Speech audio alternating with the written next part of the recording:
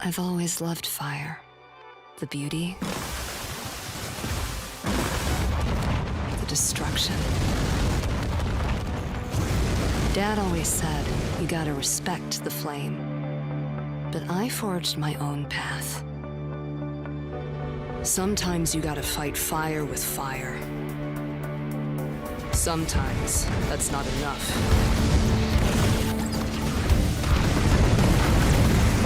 People often say, I'm in a trance.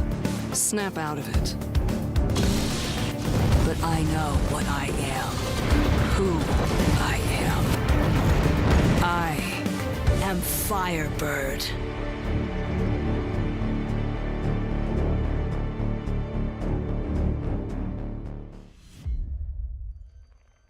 Ladies and gentlemen, welcome back to the Forts Pro League, where here we have a wonderful set of matches for you guys because we are off to the semi-finals. That's right, it's going to be a beautiful set of games for you guys to enjoy. Make sure to check out all your favorite streamers. We have multiple American streamers for the English cast, as well as German streamers and French streamers. You can check them out on Twitch, so you can get your favorite content here in the language of your choice. Now, today we're going to be starting things off with Team Nut Power versus Kazakh Thanos. Wonderful name to say. And it's going to be a great set of show matches here. You know, I've been looking forward to this. The current season, that is to say, Season 7 of the Forge Pro League, has been a great showing. Especially here in the finals, because we've used the Swiss system this time, and it seems to have been extremely effective in terms of making sure that the best players are all put together. And we've had, I mean, the matches have always been pretty toss-up, but it is especially good this season. Maybe it's the balance. I'm not sure. What do you guys think? What has been your favorite part about the Forge Pro League Season 7 this time? I want to see it in chat, and I want to see it in the comments at the bottom of the video. Now, we're getting set up here with the first round. Let's go ahead and check that out. That's Nut Power versus Kazakh Thanos, Infinity Power and Nutellafish versus Dimmered and Chief Keef. Let us see. Let's go ahead and check out the maps, the picks, and the bans. For commander bans, it's Architect and Phantom, so we're not going to see any of that juicy Phantom cheese. Architect is also banned, one of the eco commanders. There are others. And the first map will be played on Stalactites 2v2. Followed up by Up and Down 2v2. Caverns. Wingman. And in the final map, well, if we get to it, it's going to be on vanilla. Basic, simple vanilla 2v2. No high Cs for this particular matchup. I was kind of hoping the final decider might be on Forts Falls for that high C deliciousness. But alas. Now, it is worth noting that we will not be using the new DLC for the rest of this Forts Pro League season. We understand that the new DLC is out right now. You guys can play it, and well, so have all of the players. But these matches will be played without the new content, so that's going to be a simple system that's going to stop the entire meta from being turned upside down right at the beginning, or should I say, right in the middle of these matches. So all matches today will be best of 5s. So we will have more matches today per team than we had last week, and it's going to be a good time to go with it. Speaking of which, the players are readying up, and we are good to go. So we can expect to see the first matchup starting here in very quick order. So I hope you guys have your snacks, your drinks, because things are about to get exciting. I know I certainly have my drink. It's a nice, mildly juiced water, nice and cold. I'm very much so into it.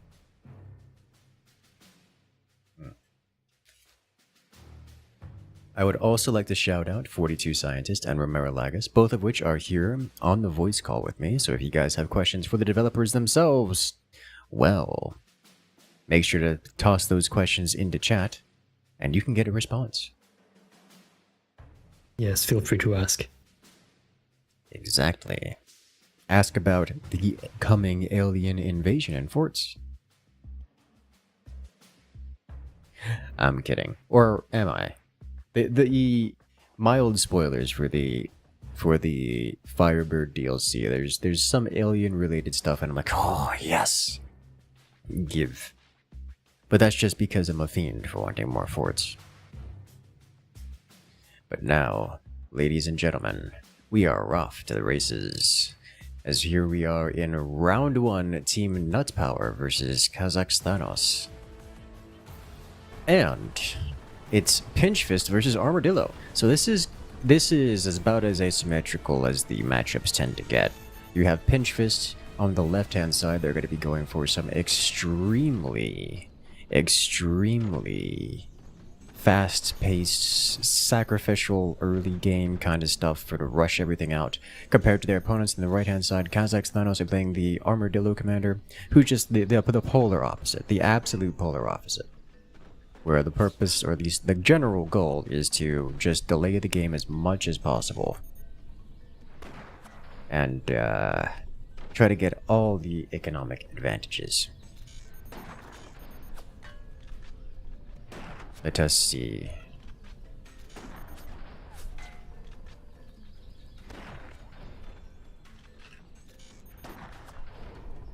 We do have the snipers. I do like the sniping. I like the sniping a lot.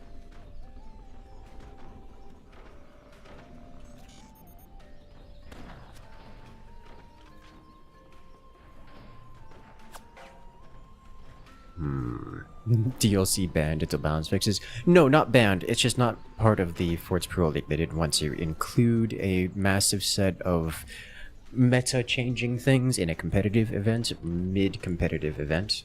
Like, that's just not a healthy thing to do. So, we're not going to be doing that. However, what we do have is plenty of rushing out basic things. Like, this is not... We do have Infinity Power going for the token EMP. Infinity Power is the upper forts on the blue team here on the left-hand side. So he's going for an EMP launcher. Curious to see how that's going to work out for him.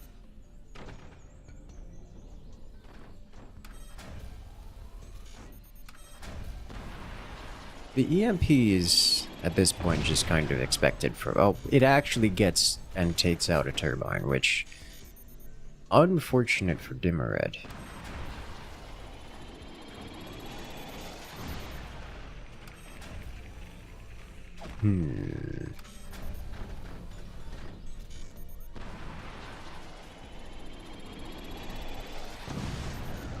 And another turbine is claimed. Oh, but that AP sniper projectile. Unfortunate. Alright, so now we're off to see what else is going on here.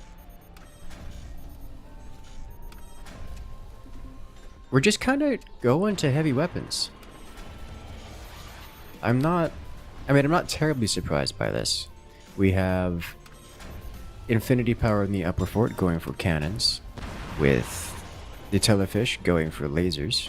On the opposite side, we have upper fort going for cannons, bottom fort also going for lasers.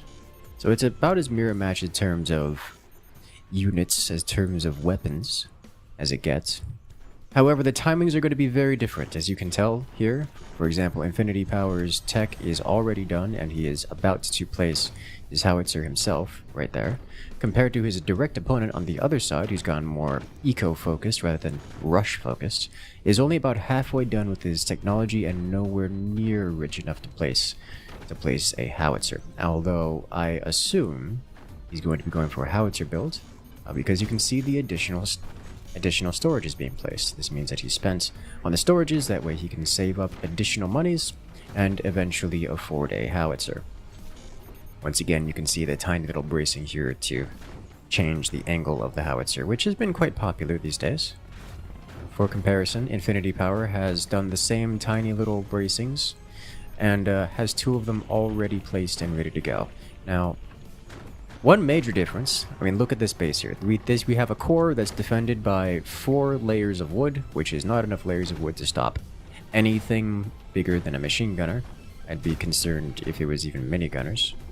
By comparison, you have a technology, struts of metal, like 8 layers of tiny bracings, and then another 3 whole boxes of large bracings. This is one of the differences in the play styles, but in exchange for these defenses, in exchange for all this economy, he gets a whopping 0 howitzers out right now, which is par for the course. So we're going to get to see how that works out. Specifically, we're going to get to see Infinity Power and his teammates, your telefish down here, start blasting with all kinds of damage. There's going to be double plasma plus fire beam out of your telefish. And the double howitzer, plus 20mm for Infinity Power. Now on the other side, Chief Keef down here is rolling with a plasma. I expect to see a fire beam at some point, but for the moment it's just a plasma. Now because Team Kazakh's Thanos is at the momentum disadvantage, they are going to be playing defensive for a while. So this is going all according to plan, where they're going to take a fair few hits.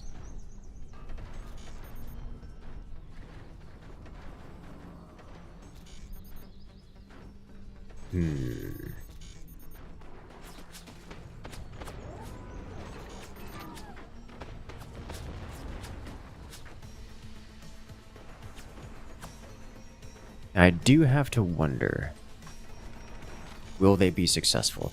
The smoke launcher will do a good job of blocking line of sight and therefore preventing the lasers from dealing incredible damage. We have the shotguns in play that will shut down Infinity Power, at least the howitzer components of it. The howitzers can be blasted by the shotguns, and that will give Dimmered extra time he needs to place the howitzers and construct them, which we can see him doing right now. Ooh, and that smoke blocking the plasma. Doing a good job.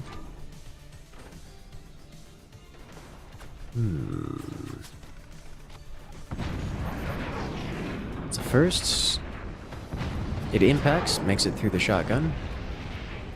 I like the angle there. While neither of those are lethal shots, they're hitting extremities that aren't going to deal real damage. What they can do is soften things up much more consistently and enable something like that 20mm to actually destroy the shotgun. And now that the shotguns have been destroyed, the next volley of howitzers should have a near uncontested path to making it across and dealing real damage, which is what we're going to see right now. I like the plan. I like the plan a lot. And that is a heavy hit. We can see Dimmered's base flickering. He's unable to afford the repair costs here, because he's just straight up out of money. And now he's starting to crumble. So while Armadillo is notorious for being incredibly defensive, this is the time. This is the moment. It's like the 8-minute mark. All of the weapons have come online. Team Nut Power is not going to have the economy to keep expanding too much more beyond their current level. What they have to do is pummel Kazakh's Thanos out of the game very, very quickly, and that's what they're doing, or at least what they're attempting to do. Just from my, I would say statistically, but I have to actually put statistics on this, but from time and experience, I've come to the realization that it is roughly about the 15-minute mark where Team Kazakh's Thanos' economy really starts to kick in and start being overwhelming compared to Nut Power's economy. So at this point, Nut Power's got another 6 or 7 minutes before they start falling behind due to Kazakh's Thanos just kind of steamrolling ahead. And that's the current state of the game, where Team Nut Power is trying to blast Kazakhstan out of the game, and they have got a couple more minutes to do it before things become a problem. And right now, Kazakhstan has fired their first real shot. Will it be enough? It is actually enough. Nut Power, in true pinch fist fashion, has foregone defenses almost entirely in exchange for getting damage out faster, and it is not working. Kazakhstan got their first bit of offensive firepower on the board, and Infinity Power just did not have the armor for it. That's just what's going on. And now, well, it was a relatively clean explosion. Nutellafish was able to reclaim most of Infinity Power's base, but I don't foresee that being a long-term investment. As much as you would love to have that kind of economic bonus, I find it much more likely that Chief, the lower fort for Team Red, is just going to slice that off with plasmas because he can.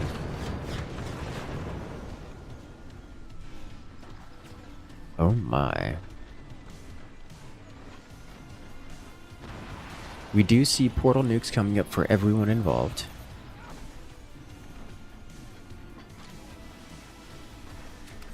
But really, I think Nutellafish is just in danger here. He does not have the anti-air to stop Demired's howitzers, while he does have enough, wow, plasma anti-air. I mean, if it works, it works. I was gonna say, while he does have enough armor to tank it, you really don't want to be tanking double howitzer. Yeah, that's what I was saying earlier. Like, that plasma is just gonna rip through that, and it's going to be disconnected. In order to keep that expansion, Nutellafish is going to have to send Chief back to the Dark Age, which is an option, just one that's likely to not happen.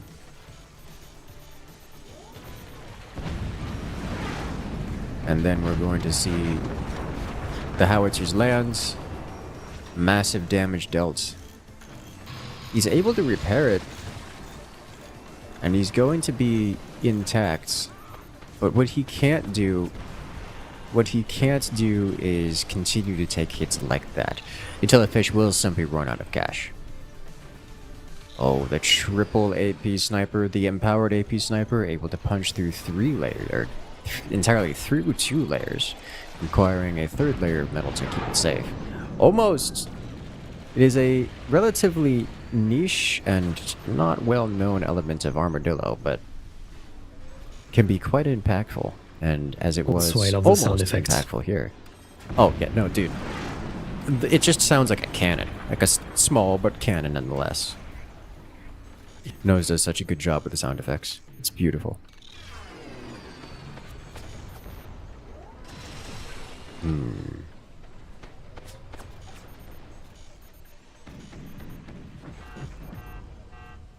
That flag touched Nutella's fish's core, knocking him down to 98%. That is wild. Oh boy. Oh, here comes the next set of howitzer rounds, and there is a shotgun active to defend against it. But will it be enough?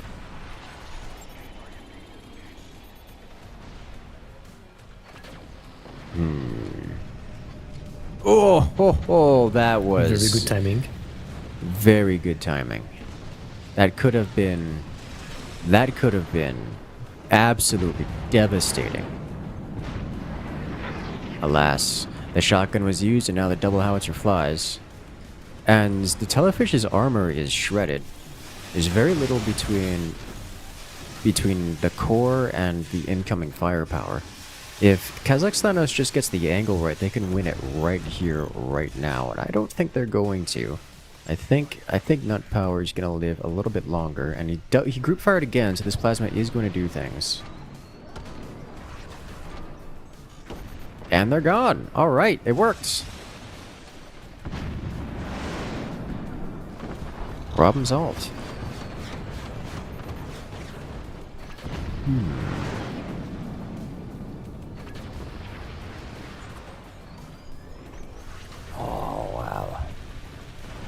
He's trying so hard for the door snipe, and it's so very difficult to get a door snipe, especially against Armadillo with the faster doors. Getting that door snipe is both needed and incredibly difficult to do.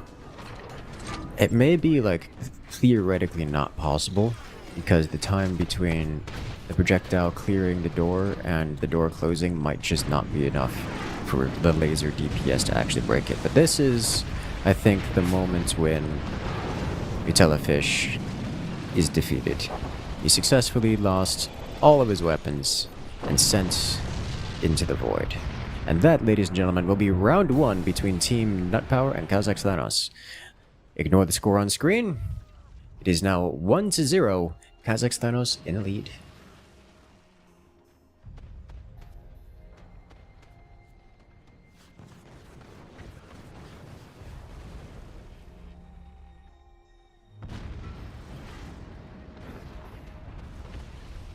Alright, ladies and gentlemen. That was a wonderful round 1.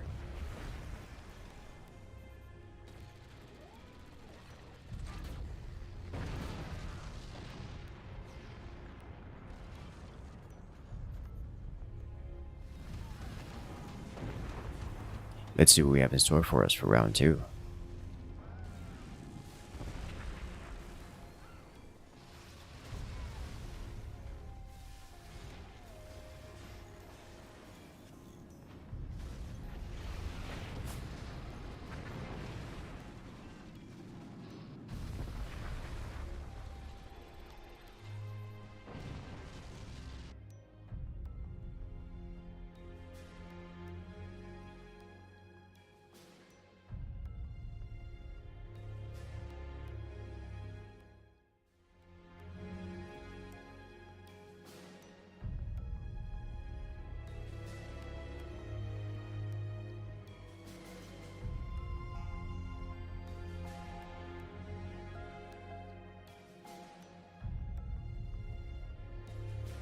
Alright, ladies and gentlemen, give us a moment while we set up the next round.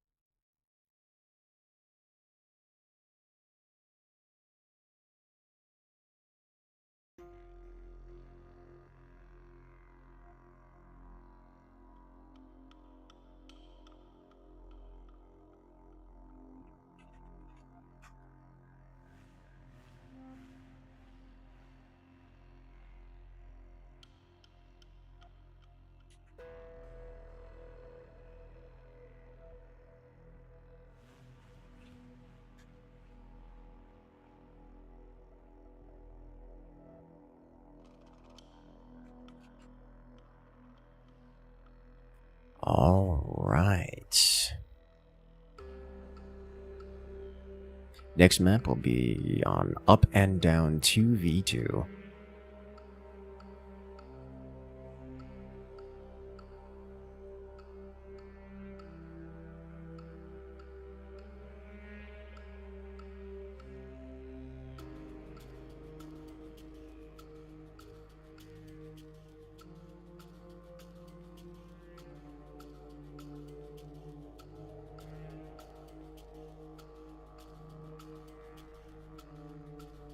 Now let's see.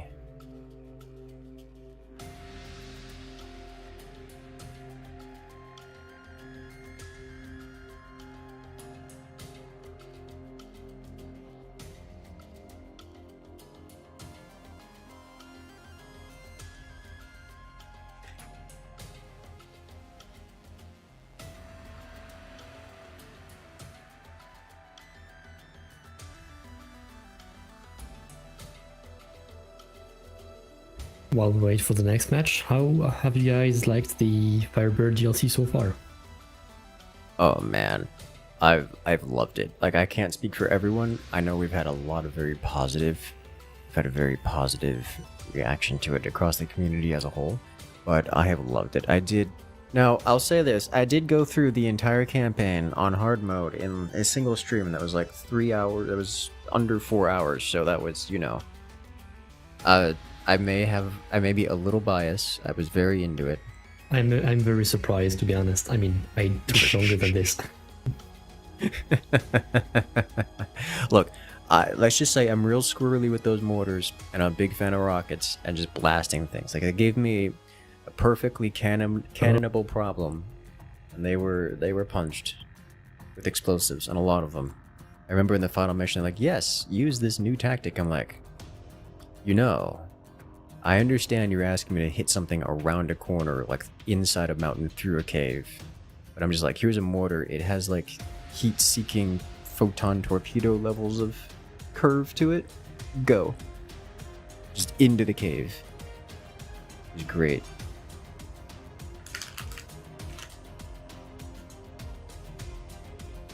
It was a good time. Comes highly recommended. I cannot wait until next Forts Pro League when we get to see all the new toys.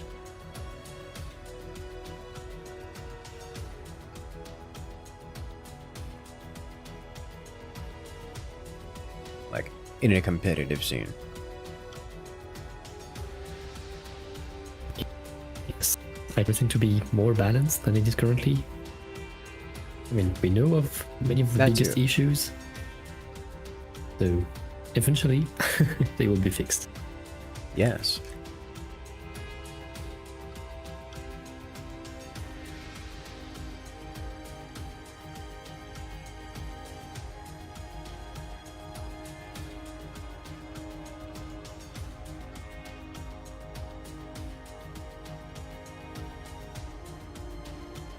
Yeah, there will be some adaptation time.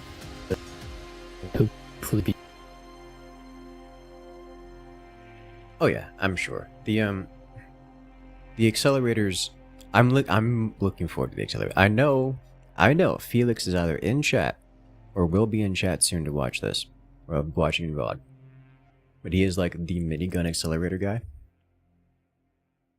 Not saying that other people don't do it, but he is notorious for it, and I'm looking forward to seeing if he can manage to pull it off in an actual competitive environment. Because there's one tactic I saw that was, I think, competitively viable. It is absolutely meme-worthy, and that was in high seas. The map, it's actually a map that we have currently present in the FPL map pool. The high seas map, the name of which escapes me. It's the one that has either Fort Falls or Windswept. Forts Falls, yes, that one. That one, I think, has a fully high seas capable horizontal orbital, just as a strat that can be competitively viable. I haven't played with it enough to get, proper data and say, hey, this is competitively viable, but I think it could be competitively viable. And if the fact that it's even close is an interesting idea. And that's in high seas. This has been around for a while. It's just that we've just kind of as a community said that high seas is not the most fun or not the most competitively interesting. I think fun is not the right word. Like fun, it is very fun. It isn't competitively interesting. So I think the description of high seas. So we've kind of not really gone down that route. But I'm curious to see what is actually going to happen when it comes with the new DLC. We're going to have a similar experience.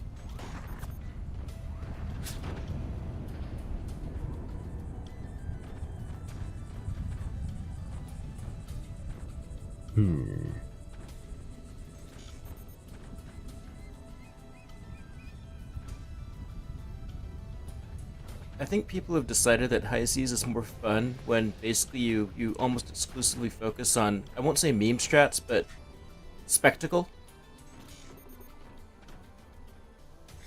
I can see that. I can see that, yes. Okay. It is definitely spectacular. You know, that's one thing that Forts has going for it in general, and this is true of everything, where everything in Forts is absolutely spectacular. It's whether or not it's truly fun, or should I say satisfying is the right description. It's like we have all these incredibly fun tools, and you can put them together and do all kinds of things, like even down to a core catapult. Like it's like just yeeting your catapults at the opponent, or yeeting your core is something that you can do. But is that really fun? I'm gonna say yes, but not everything fits that category. And I think High Seas has more examples of that than the other DLC content.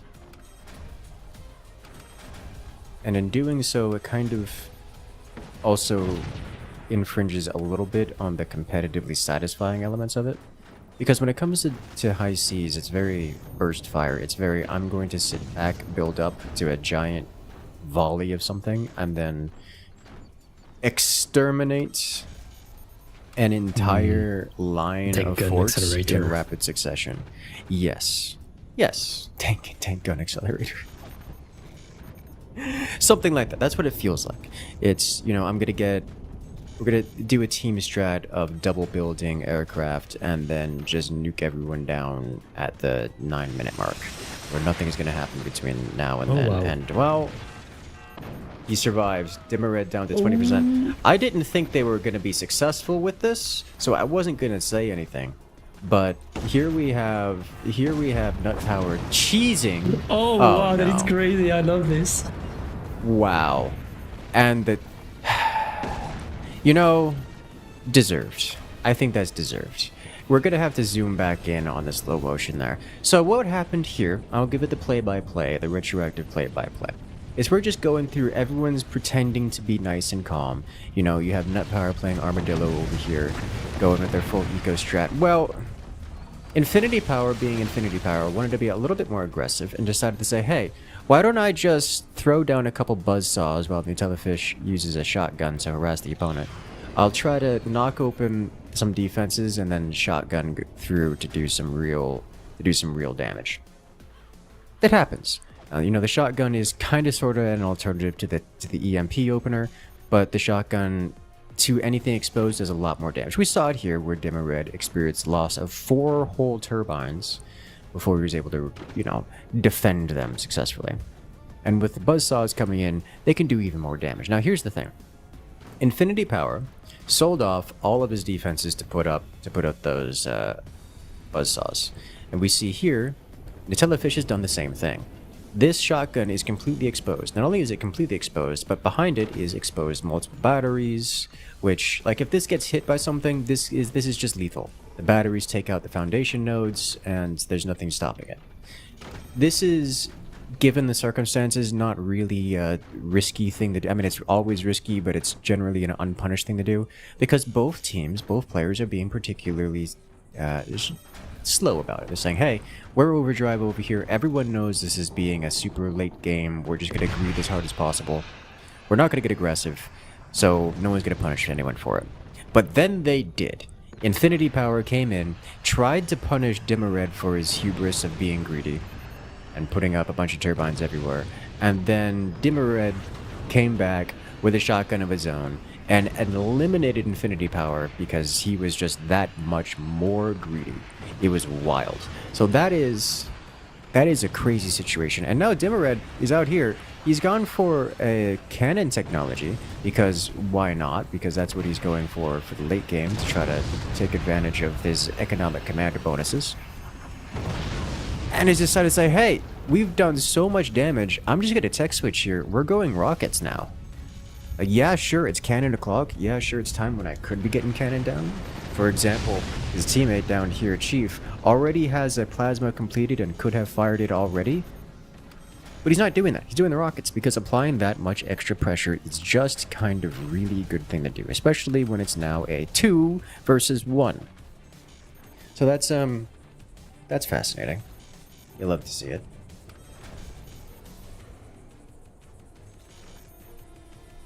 Oh dear, oh my. Things are gonna go crazy here. And I think Telefish, despite being Armadillo and notoriously tanky, is going to have a rough go of things here. Because he's kind of sort of going to desperately going to need a door snipe in order to get something done. Now, in classic rush, rockets rush fashion, these rockets are not properly double doored, and well, we've already seen the plasma come through and destroy at least one of them. So this plasma can kind of shut down Dimmered still, and Dimmered's capable of defending it.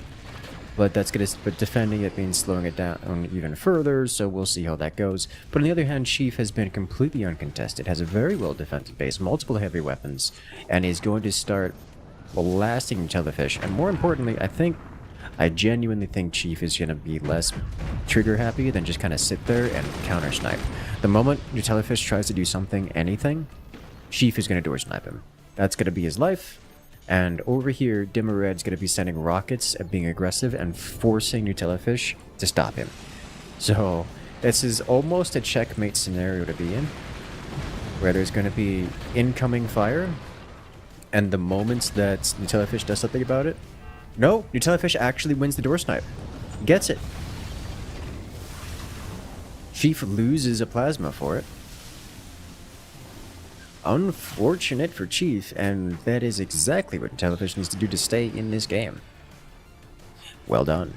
Can he do it again 4 more times? Because he kind of needs to do that 4 more times.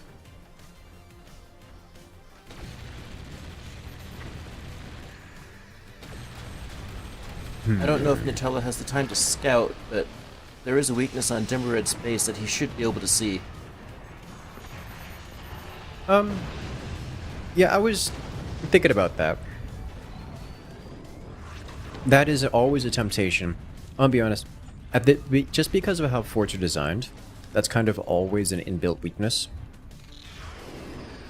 And so that's always a premium target. We're talking specifically about this angle under here. Where you can either go underneath this node, is usually the weak spot. But up until about a moment ago when Rome was talking, he didn't even have this metal here, so he could have just gone anywhere through here and done game-winning damage. But even still, the shot exists to go underneath that node and deal game-winning damage. Or should I say, fort-destroying damage. That should leave his fort completely scorched earth, given the amount of explosives nearby. But I don't think he's going to make that shot. I think attempting to make that shot's going to get him door sniped by one of Chief's multiple plasmas. Oh, he tries for it. He does it. And he kind of sort of hits it, but not quite. He was slightly too low, I think more accurately slightly too wobbly. He actually did make the hit and destroyed the mine, but his fort was just too wobbly to maintain the laser connection. Maintain the laser focus. If he's ever able to make that shot, or if he's ever able to stabilize his fort to the point where he can actually get a consistent shot up in there, he could still deal fort destroying damage. But I mean, look at the wobble on this fort. It's not going to stop rocking forever, because now there's mortars and rockets hitting him at the same time, and that's just enough impulse to stop it from stabilizing. I mean, look at that spread. It's just not enough. There's just too much going on. And here comes another volley of rockets. We've seen it time and again when you're getting hit with this kind of firepower. You can't survive it. There's simply too much damage. You can't repair faster than damage comes in, and then he goes down. And that, ladies and gentlemen, is round 2 going to Team Kazakhstanos. Team Nutpower is facing elimination here in this best of 5.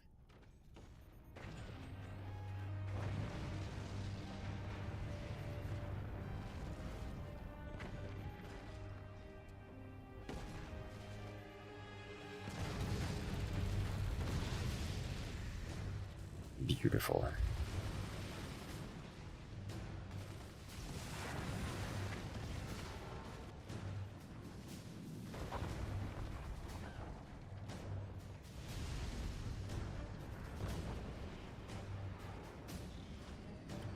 Well then, ladies and gentlemen. The score is now 2-0 in this best of 5. Team Nutpower is a little bit behind. They've got to come in with the reverse sweep so they can try to stay in this. I think they can. Team Nut Power is notoriously aggressive, like extremely aggressive, but I definitely think they can do it. They've done it time and again. They've shown us that, well, I mean, they're here for a reason. Throughout the entire open season, through all the rounds, they've been able to do, well, all of the damage they need to win their matches.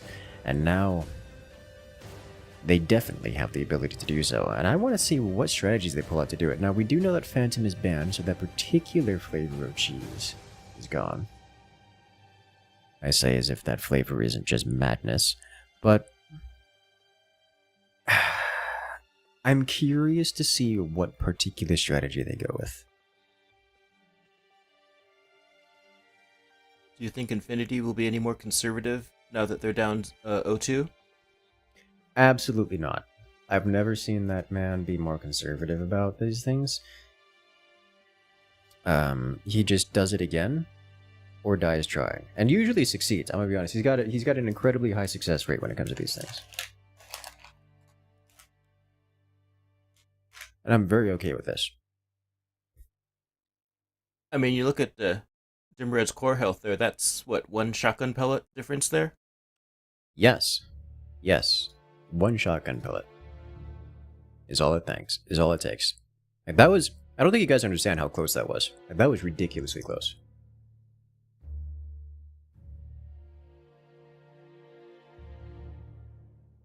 Alright, but now we're off to round 3 between these two teams. It's match point for Team Kazakh's Thanos. And Team Nut Power is on the left-hand side once again playing as the Armadillo commander. So not a particularly aggressive commander, but now they're facing off against Kazakh's Thanos' Spook commander, which is a very high win rate commander. Though I think there's a lot of selection bias going on there. By that I mean, I'm pretty certain the reason it's such a high win rate is because it's picked by players that are particularly good at the video game and know how to wield things, whereas people who don't know how to wield how to win the game without using commanders will choose a commander that is a bit more, should I say, obvious how to use? A bit more complex even. A bit more hyped up. Rare front lean from Dimred. Rare front lane. Yes. A little bit of panic to keep his turbines alive will work, but will cause him to lean forward and anti-lean.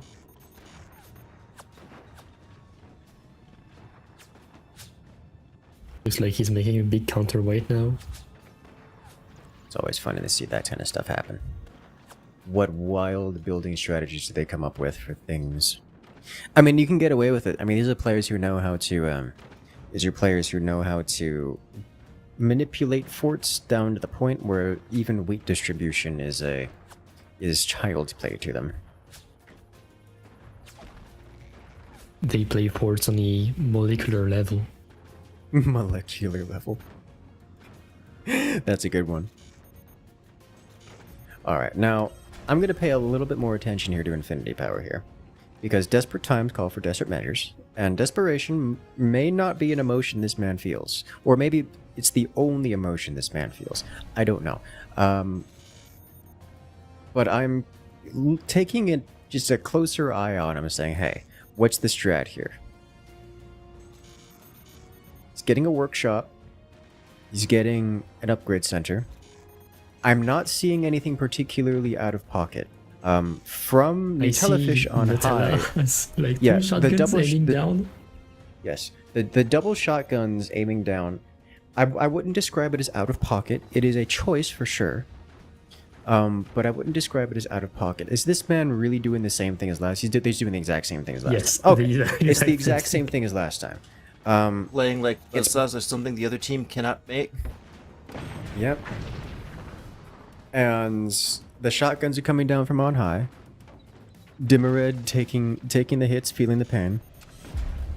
And this time, Dimmered has nothing in front of his core to stop this. So when these buzzsaws complete, as they are right now, is it just the one buzzsaw? Just the one buzzsaw. That might not. It might not be enough. Yeah, if he had a second buzzsaw... Oh, he's going up top and hits a piece of metal. Chief not quite as vulnerable, but now that the buzzsaw is revealed, it's going to get to see... you're going to get to say, hey, we know you're going buzzsaw, we know you have shotguns, we're not letting you do that to us. And already Nutella Fish is selling off those shotguns, which I think is an appropriate thing to do. Yeah, okay, so this time they're not investing quite as much into it. Infinity Power does in fact have defenses in front of his core this time, unlike last time, so that's, you know, a good start. But everyone is going up to heavy weapons. Everyone's going up to heavy weapons. And they're not playing around too much with this threatening to delete someone's core kind of experience.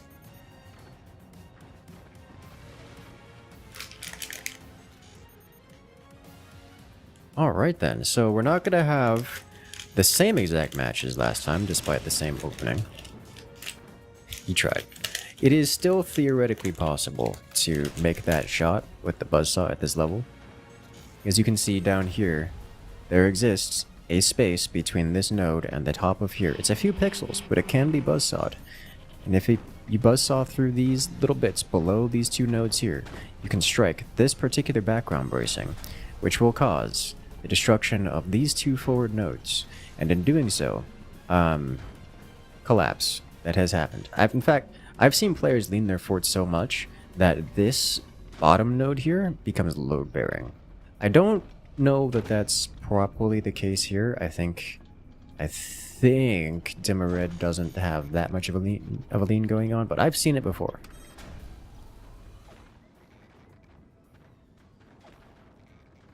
So that particular shot could have been devastating, but I'll be honest, everyone knows that shot's devastating. They'll have people try it every now and again, but no one makes that shot. That's just not a thing that happens. It's like the skill gap all over again. You just kind of accept that that's a weakness that everyone tries for, no one actually hits. And if someone does hit it, congratulations.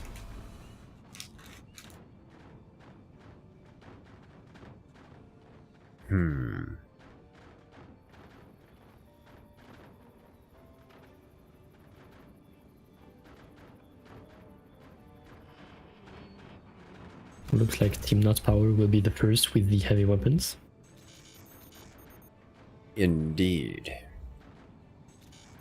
I think they did end up better on the exchange. Despite them spending fairly heavily on the... overreacted. Yes. Somewhere between overreacted and taking actual damage.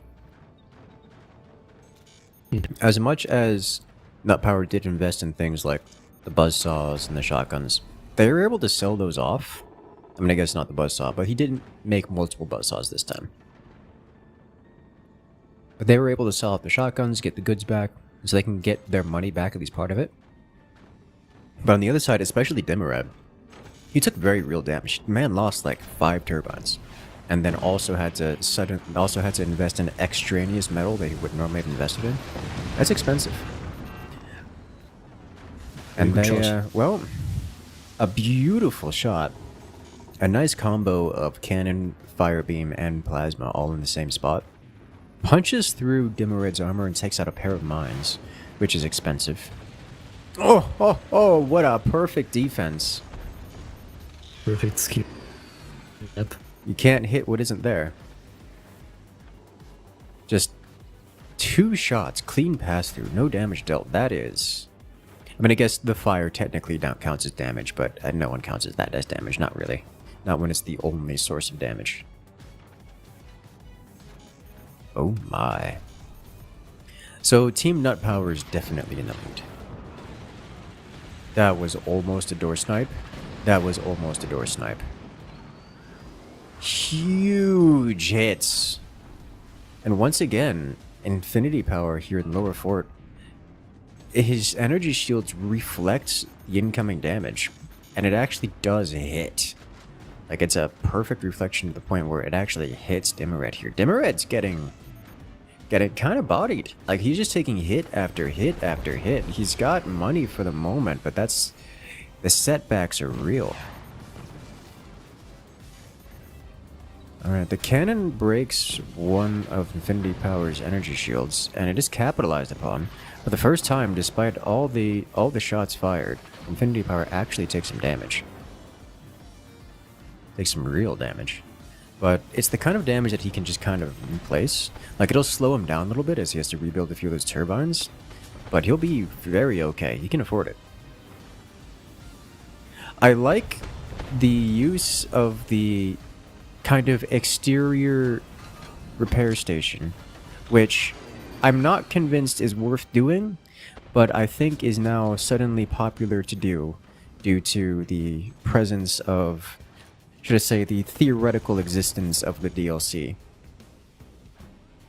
Like, what are you actually gaining by putting that there? I mean, just to remove the defensive smoke, basically, for now. I mean, is it really doing that? Because yes, an overwhelming majority of the time, it's kind of far away. Yeah. It depends on how your opponents shoot the smoke, but like the first smoke that was shot, like this one, you see? And that one will get rid of it, yeah. Yeah, exactly. He needs to change this shot. Mm-hmm. I think the opponent's going to recognize that there's one there, and he's going to change the shot, and it's going to make the, it's going to make it not useful. But I suspect that they've played enough of the DLC to be like, hey, we got to put these things everywhere now. At least that's my headcanon for it. Yeah, lightning beam is terrifying. Mm-hmm. It doesn't even exist, and they're still terrified of it. Ooh, this Harvey is taking... Ooh, so much damage. Massive damage. The smoke was not present. Dimmered got blasted by laser beams. Loses a cannon, takes a little bit of core damage in the process. He's actually down to 55%. That was one nuke and a couple mines. Yeah, that was an angle. I did not foresee that angle. That was a huge bit of damage. Losing the nukes and multiple mines. Chief is actually... yeah, he just lost all of its income.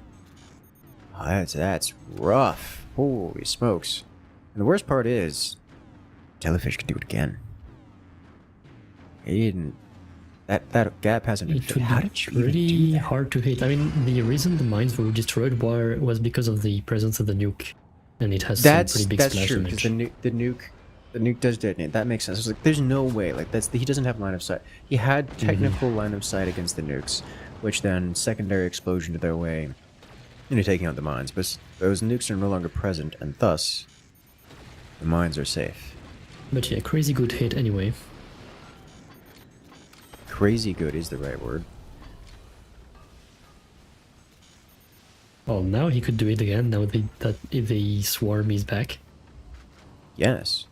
The swarm doesn't explode quite as large, but it still might be enough to take out a mine, because those mines have not been repaired. Yeah, the two in the middle there probably are going to explode if that goes out. Exactly.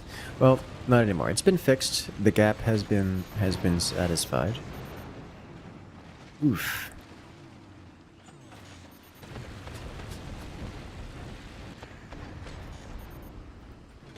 The gap has been plugged. And the defensive smoke keeps the lasers away.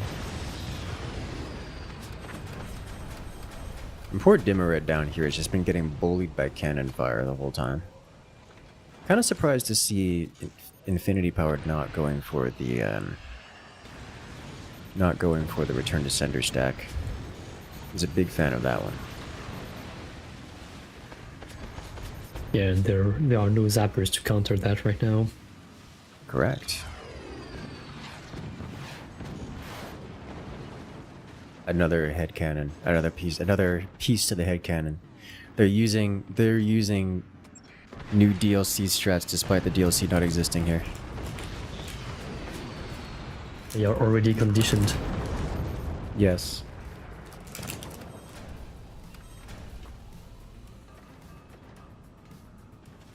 that missile path just fills me with anxiety. It really does. That was terrifyingly close to just slamming into the top of Infinity Power's fort. Oh, triple cannon in the same spot. It does actually breach, but with not enough power to deal damage behind it. That is an indicator to Dimmered that he needs to up-tier his defenses. Yeah, but he doesn't have the eco to do that, and also withstands 3 correct. cannons. Mm-hmm. We're at the 14-minute mark.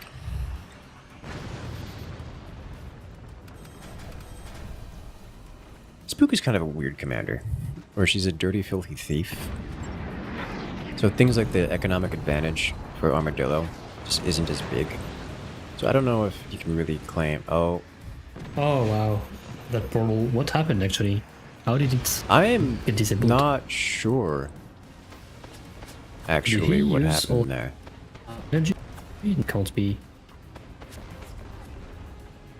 I mean, it could be. It could have hit 0 energy Realistically, at the the last only moment. time you get 0 energy is if you have like a full bank of energy and plus tech or something like that. Yeah. But like, he has 11k But that's storage, not- I don't think. Yeah, he's got 11k energy storage, so that wasn't the case, but it's not impossible to do something like fire a weapon and bring it down to 0. I don't... I suppose. Or like, yeah, like lasers, I guess. They do bring it I to would 0. have to check back in the replay. Yeah, but yeah, that's fine. something happened causing the nukes to explode and take out most of Nutella Fish's eco with it, which is unfortunate, but alas. Dimmered now down to 44% as he's taken hit after hit. Oh, that impacted in the one spot.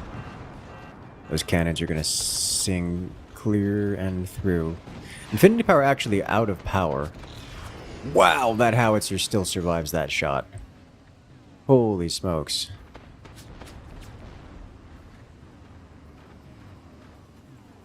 Alright then. It looks like Chief's double nuke is finally online, ready to go. There's not a whole lot of anti-air for Team Nut Power, so those nukes are going to fly across, largely uncontested. The plasmas come in to try to save. Infinity Power just catches it on the forehead. On the chin? I'm gonna go with the chin. That looked like the chin of the fort to me. A beautiful howitzer placement for Dimmered. Nice and safe, or at least as safe as it can be, all things considered. Both of those cannon shells penetrate and completely miss. Wow, Dimmered just tanking things and surviving is a miracle at this point. The near misses are wild. Where's Fulminator when you need him? When you needed him most. He didn't exist yet.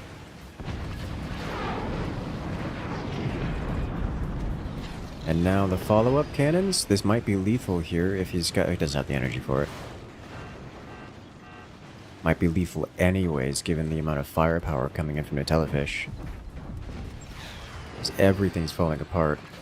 Dimmered down to 22%. Doesn't quite line up the laser shots, but now there's not much in the way of anti-air to stop these nukes from getting through. Oh, the wow. sniper! The angle on that sniper, that was a wild shot. I approve. Welcome to the Forge Pro League, where who needs anti-air when you have snipers? Some AI battle stuff right there. It proves that Nutella is actually an AI. Yes. Infinity Power is struggling something fierce for power generation here. I think he's just got too many energy shields. I say as if the energy shields haven't been keeping him alive, but he could desperately use some upgrades on those turbines here. Man's rocking out at 500 energy per second, and it's not nearly enough to fuel the amount of firepower he's bringing to bear. But at this point, it's long past the 15-minute mark. We're now at 18 minutes. And frankly, Team Kazakh's Thanos is slowly getting whittled out of the game. Dimmered down to 6%. That's it. He's ignited, and he's gone. Only Chief Keef remains.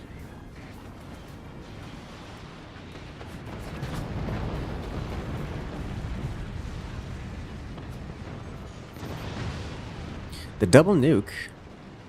The nukes land on both sides, but Infinity Power has the money, should I say Team Nut Power has the money to simply reconstruct, whereas Thanos really doesn't.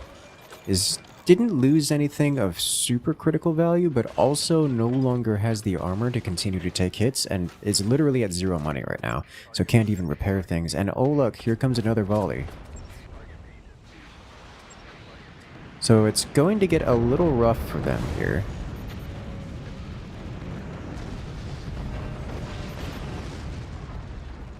A clever ruse.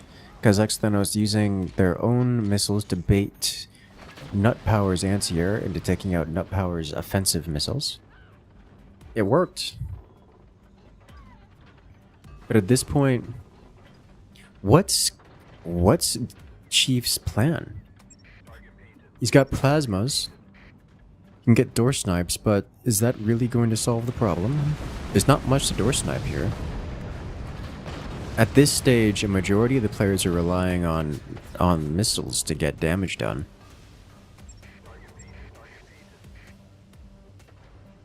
It's a game of air and anti-air.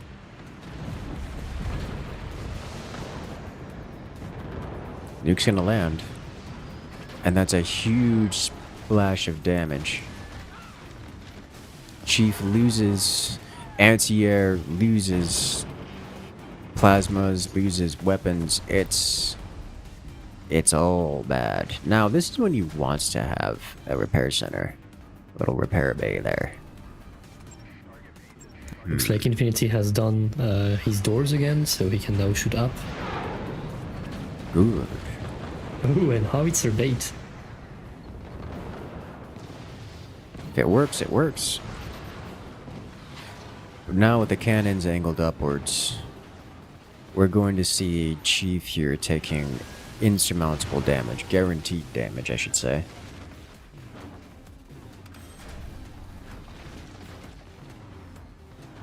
And one thing I didn't consider, the spook active stealing power. Once Telefish fired all of his missiles, all I really have to do is just steal the power and that's it. It's over. It might have been it, yeah.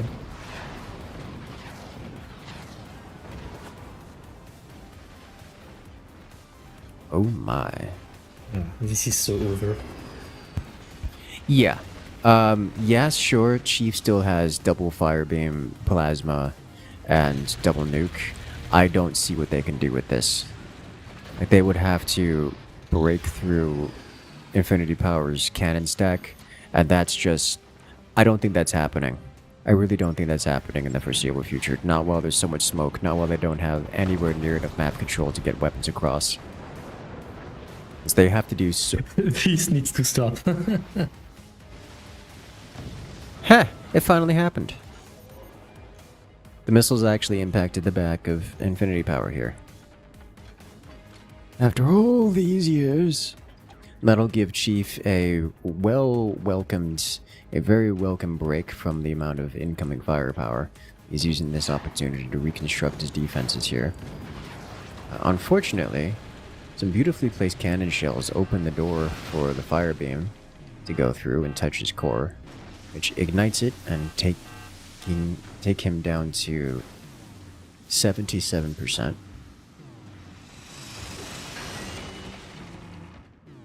The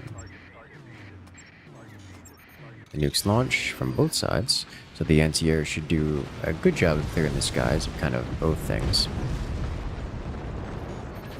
Or Nut Power's nuke makes it through, leaving the way for cannons and lasers to punch. How is his core still alive? A swing and a miss on the howitzer. Yeah, having an angle with that is going to be hard.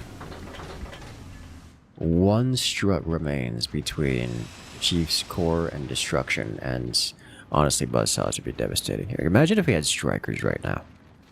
Imagine if strikers existed. Chief would just be done. Would be over. And there's the combo. doesn't he actually just kind of tanks that, like doesn't lose anything of real critical value there.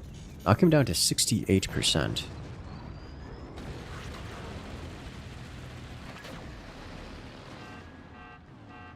Oh, direct hit with the plasma, knock him down to 43%. Once these cannons come online, or irradiated fire again, might get even more splash damage on the Chief's core. Oh dear, oh my.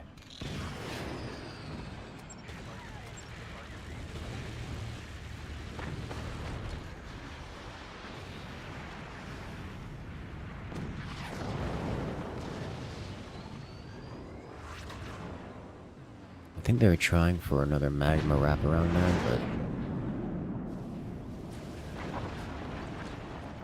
but... Ooh.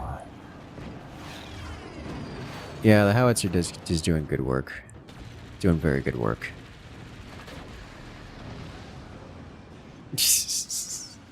The reflect.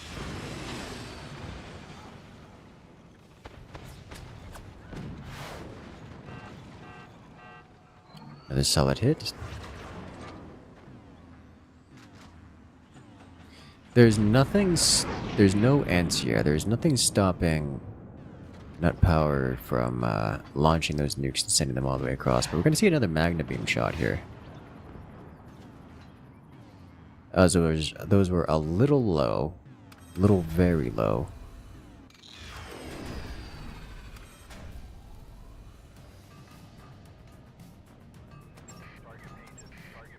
Nuclear launch. Warheads. Dispatched.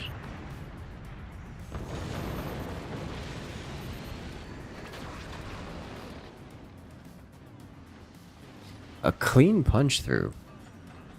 Lasers reflect off of one of those internal energy shields that Chief has been setting up. We're going to see another Magna Beam attempt here. I think they're trying to get the Magna Beam victory. They're saying, hey, this match continues until we say otherwise. Like, you guys beat us, now we're going to have fun destroying you. So I think what's happening here.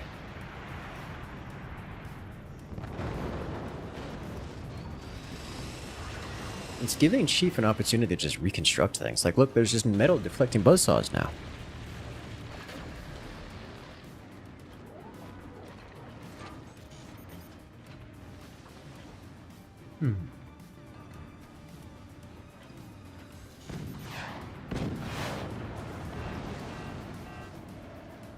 A solid hit. Chief down to 36%.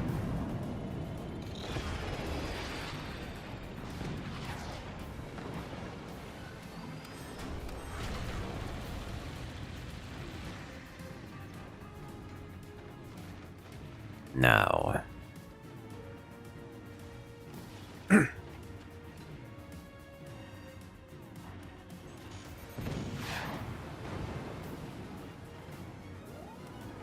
Now we're seeing the standard cannons being sent directly. Eventually, if they just keep firing, eventually Chief runs out of money and Nut Power wins. They just have to keep firing. Such good timing on the Magna. Such good timing. They've done that a fair few times now, where they're like trying to do things specifically for the Magna, and it's just not working. They're just not getting the shots lined up timed appropriately. But cannons, you can just fire them whenever. They work.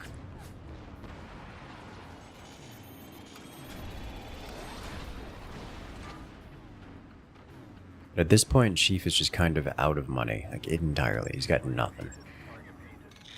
He's out of weapons. Still has his tech. If he's permitted to rebuild, then he can start firing again. Went for another Magna shot, and that time it did it.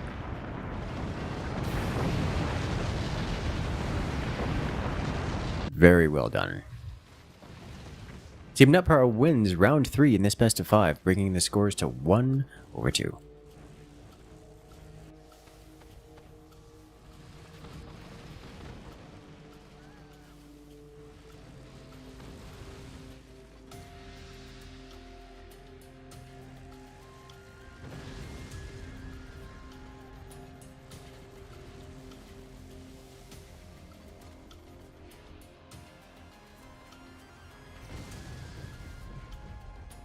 Oh, yeah, no.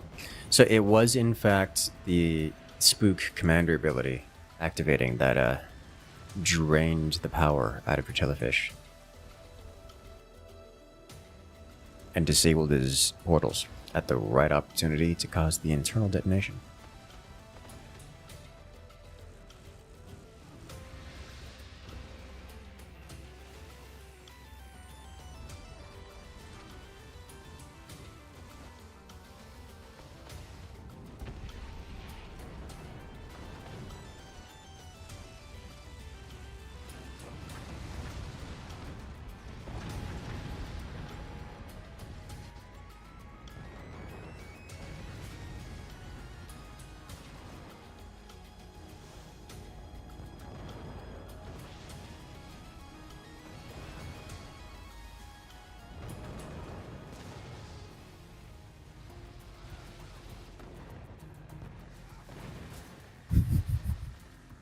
The cannon shells just slamming into his fort repeatedly. It's so satisfying.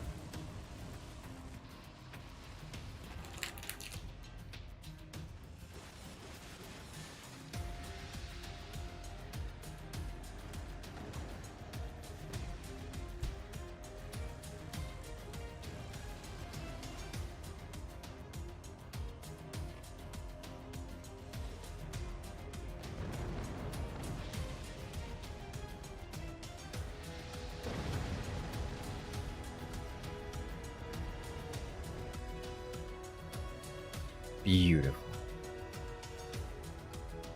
Very beautiful. Very satisfying.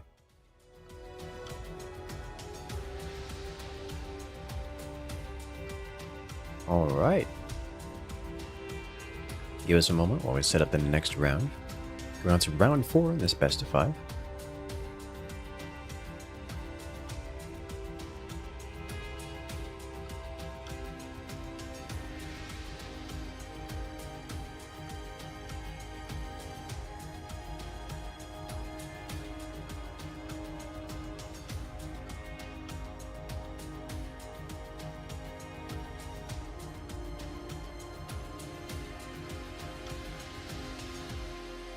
And what commanders will we be using this time? Next map will be on Wingman.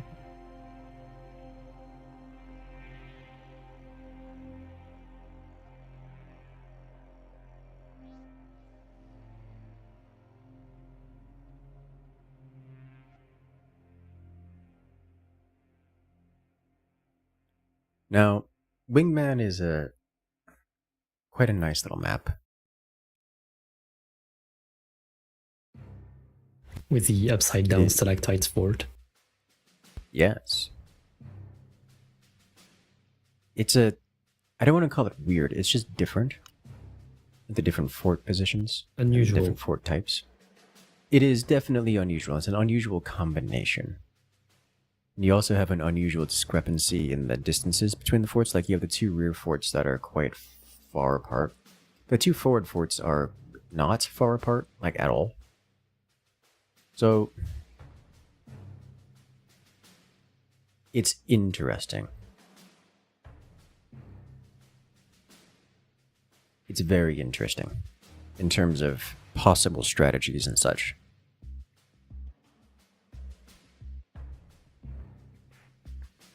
So I'm very curious to see what's going to happen. If I were to make a prediction, I'm going to say Infinity Power is going to be in the fourth position, the lower fort. And cheese, maybe not cheese, but some kind of aggression. Yeah, that would be quite consistent with what we have seen so far. Yes. Oh, look, it's Infinity Power in the forwardmost position. Who could have seen that? Oh, crazy. Who could have guessed? Crazy.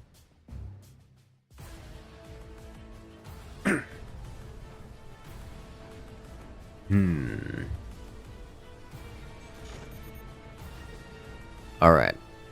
It's also a buster pick for the commander choice.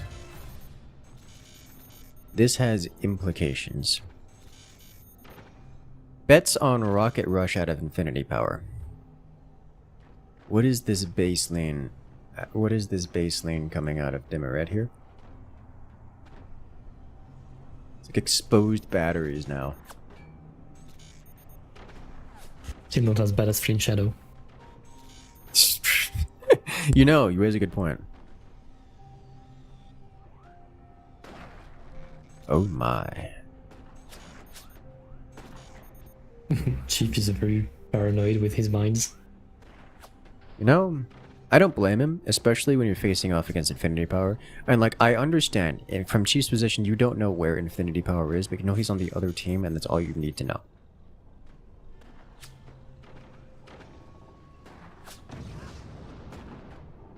A beautiful snipe.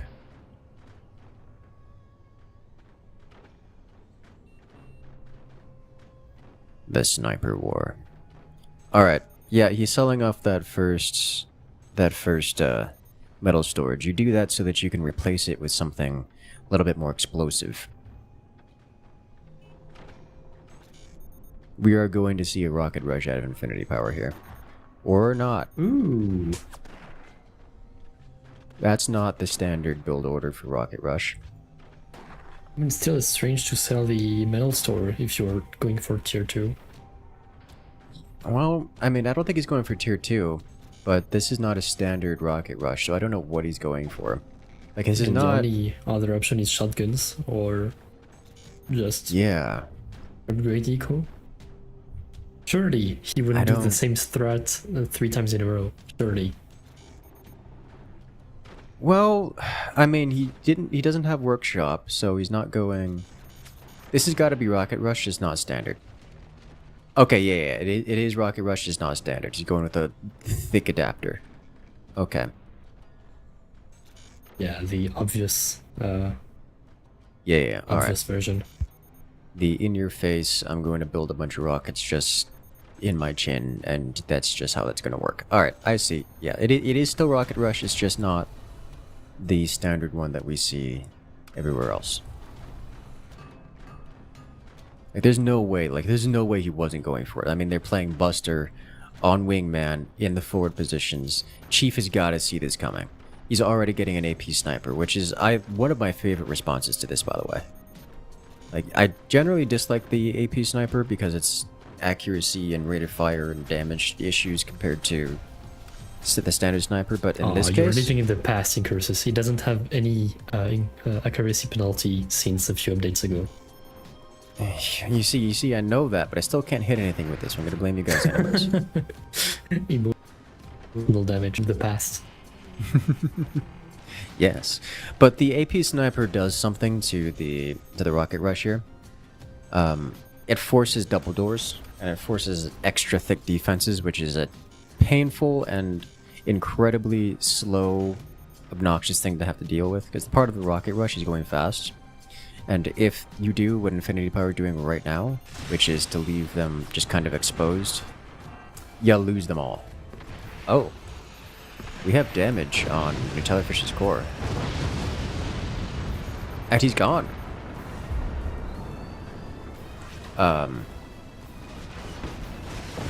Death to AP snipers. As it's now up to Infinity Power to end the game. He may actually be able to take out Chief here. Like, there's a very good chance of that. Chief is not prepared to deal with this kind of firepower. But with the snipers and the AP snipers coming online, there's not a whole lot preventing Team Kazakh's Thanos from just kind of blasting Infinity Power back to the Dark Age. I gotta call out the defensive repair station. Yeah, it's been a while since I mean, it's the same concept as turbine block. It's just, you don't often see it. I don't know that I've ever seen the repair station used that way. There weren't a lot of options, a turbine wouldn't fit there. Yeah, I've considered, so I have tried to use the repair station the same way, because for the same reason. It's like, oh, let me put a turbine block here. It didn't work.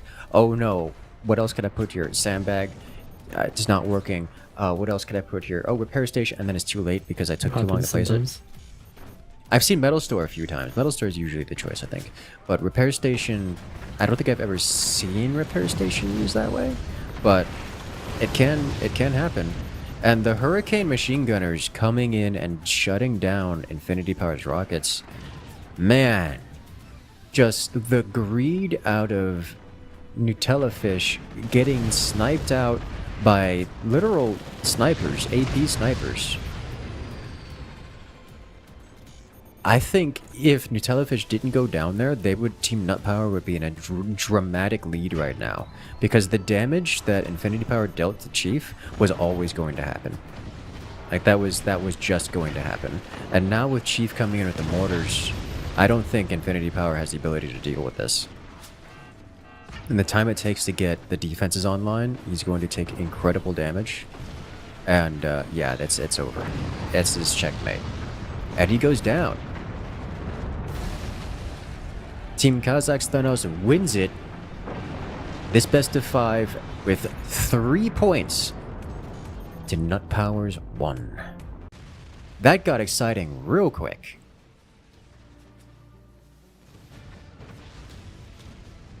Gosh, look at that damage.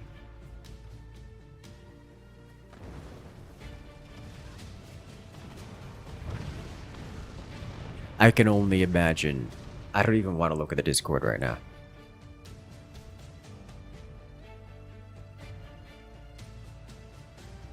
The salts, I could only imagine it. But yeah, Nutella Fish just didn't have enough armor. A single buzzsaw shredded what armor was there, and the AP sniper follow-up from the multiple AP snipers was enough to eliminate him. Just not enough defense. Like, if he had one piece of, if he didn't sell off the metal around his core, he would have been fine. But alas, it was too much, and he was eliminated for it. And that mistake definitely cost him the game here.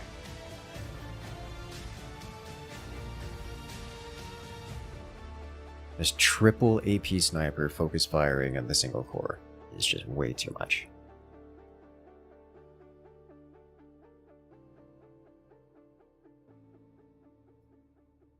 Well, that got exciting. Alright then, ladies and gentlemen, we have our next matchup here coming in soon. What we're going to do is we're going to go to a quick 5-minute break, and then we'll show you guys the next matchup of the Forts Pro League Season 7 Semifinals. I'll see you guys there.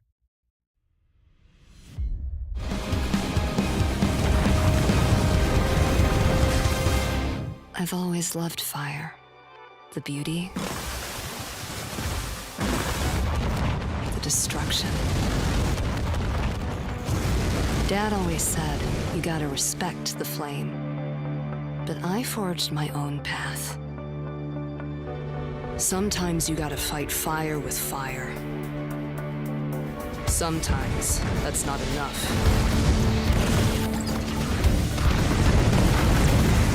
People often say, I'm in a trance, snap out of it. But I know what I am, who I am. I am Firebird.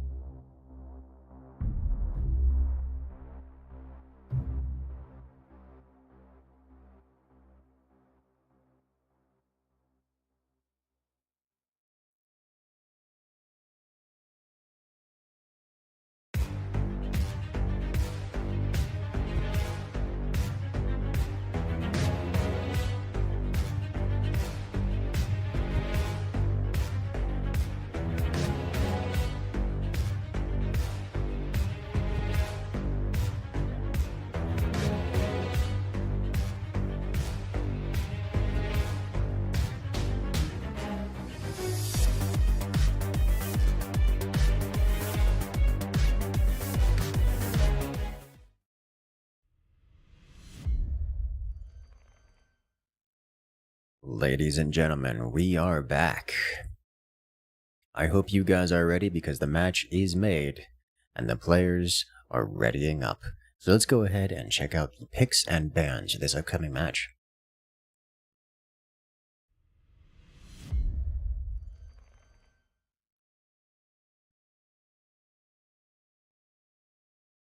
Let's see. Oh no, Firebird is banned. That should be illegal.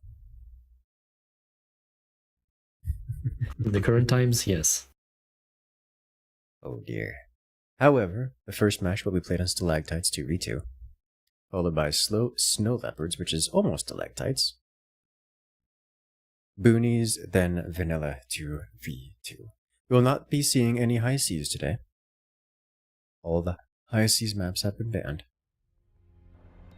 And should it come down to it, the final map will be on Caverns, tiebreak.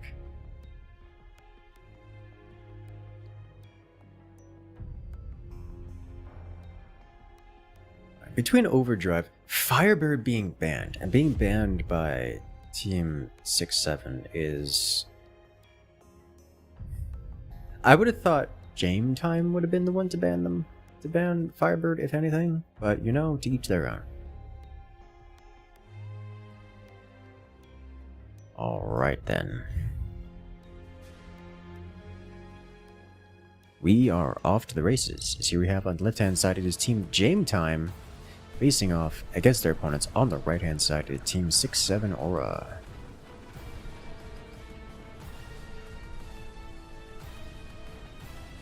Let's see, Game Time playing as the Pinch Fist Commander.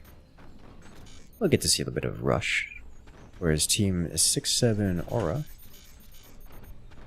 is playing as the Armadillo Commander. We've seen this matchup already, at least this Commander matchup.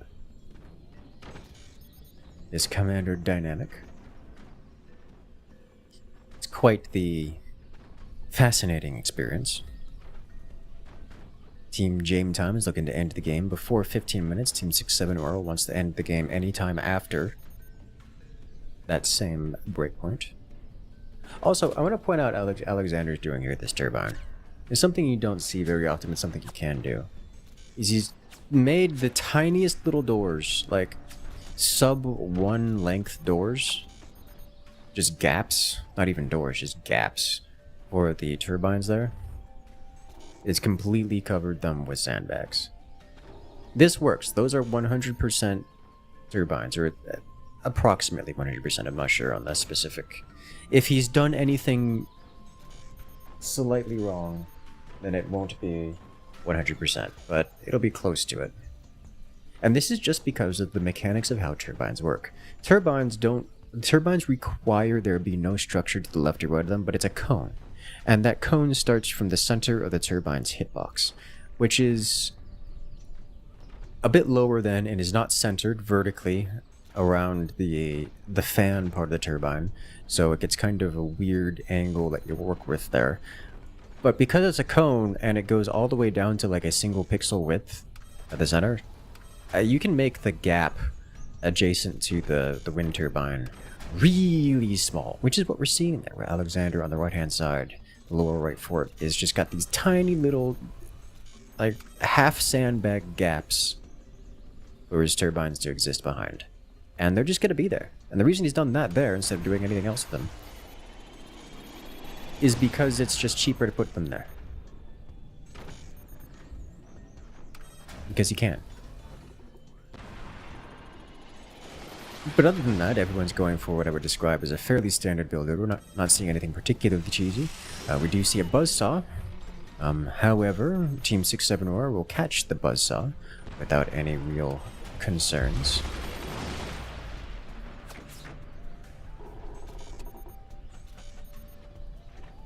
We also have the EMP coming up from Nils on top. We've seen such tactics over and again, and it will do some...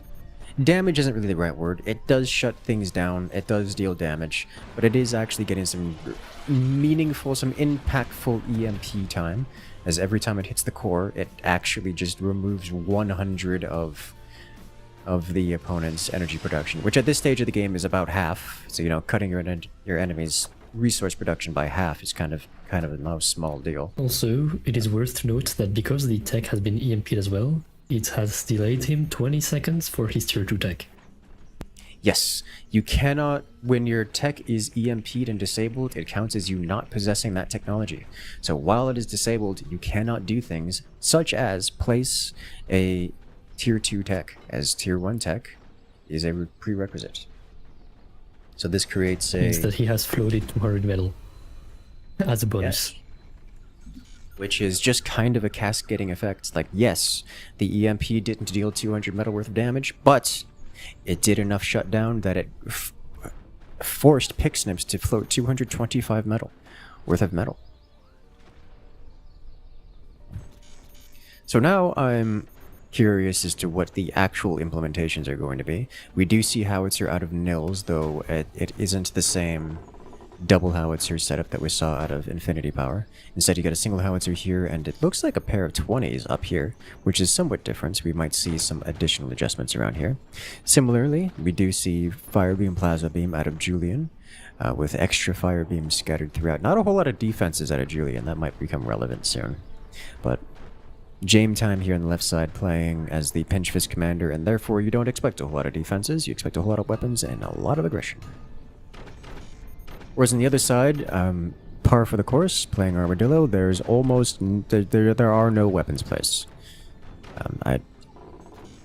There are 2 snipers, I don't count those as weapons, those are just emotional damage.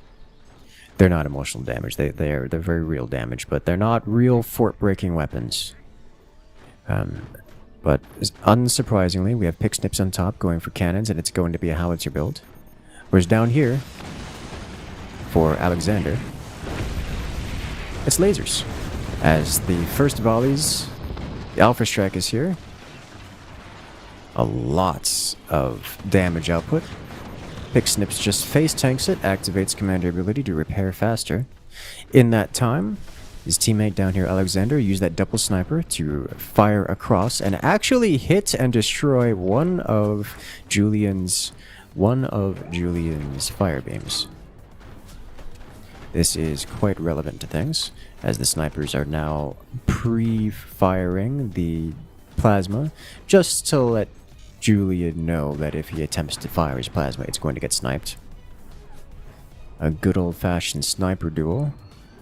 And a trade between Jame Time and 6-7 Or. It is now time to fire once again. Massive damage. Picksnips runs... Is he out of money? He's not out of money. He's just barely hanging on there. Taking a huge bit of damage, but just face tanks it. He's quite okay and spends the rest of his money on developing howitzer platform of the angled variety.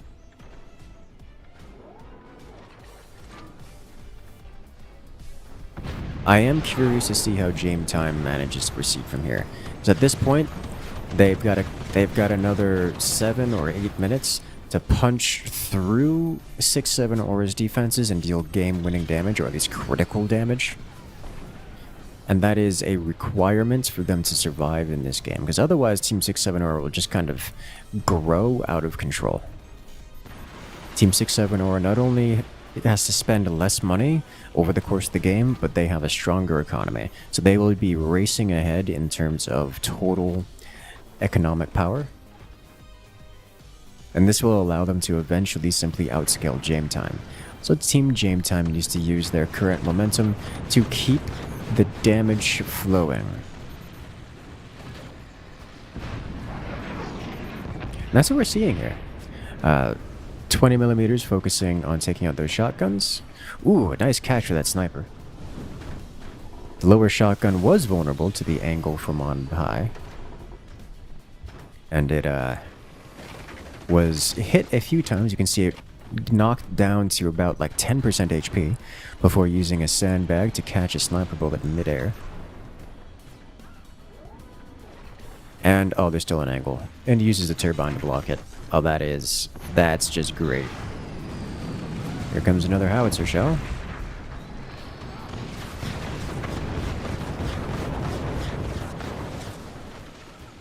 The damage output. The damage output.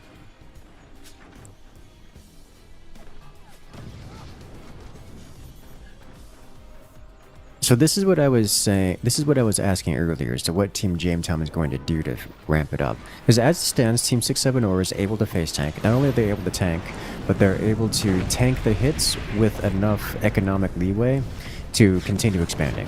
For example, Picksnips up here has developed, or at least placed, a howitzer. And now, for the first time, Alexander has returned fire, slamming Julian with a plasma beam. Julian's got enough armor to tank it this time. But that's not the world he wants to live in. He wants to keep Team 6-7 generally suppressed to the point where they just can't continue making progress. That's the goal. And that's... while they're doing a lot of damage, they haven't quite reached that goal specifically.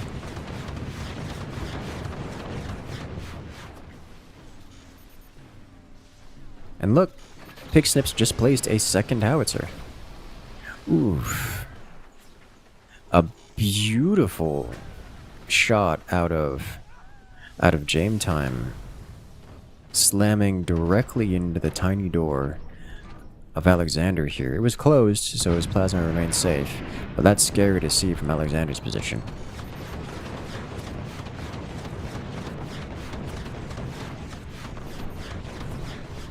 And 20mm just deals so much total damage.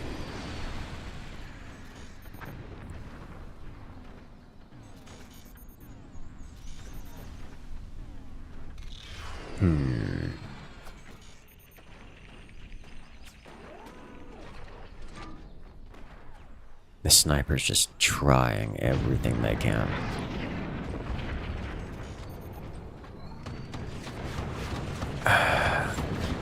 Like, I'm seeing Nils with those 20s. He just needs more. Oh, the door snipe. Oh, that's bad. That's really bad. Julian loses a fire beam. And in doing so, loses some of his damage output, which is not the world he wants to live in. Oh my.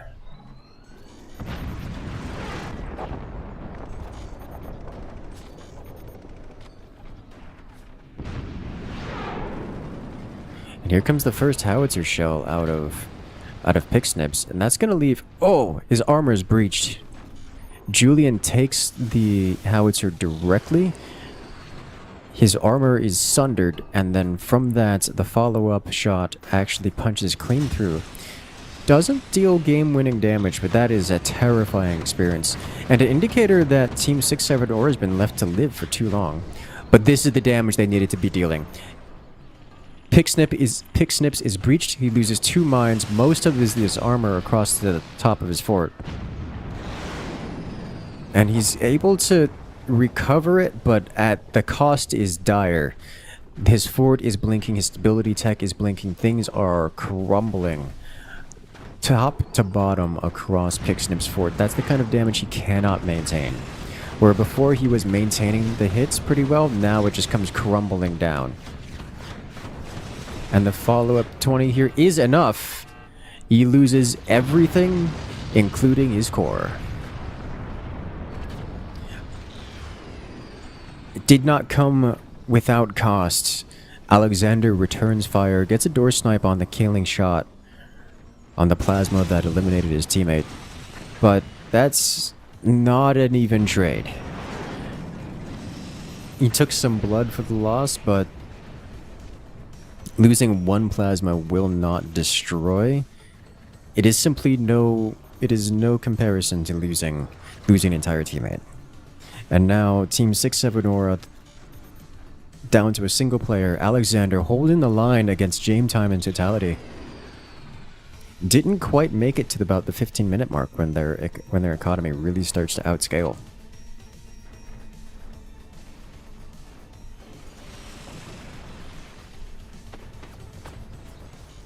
Oh my. Look at that. Using the smoke to say, hey, I know you got lasers.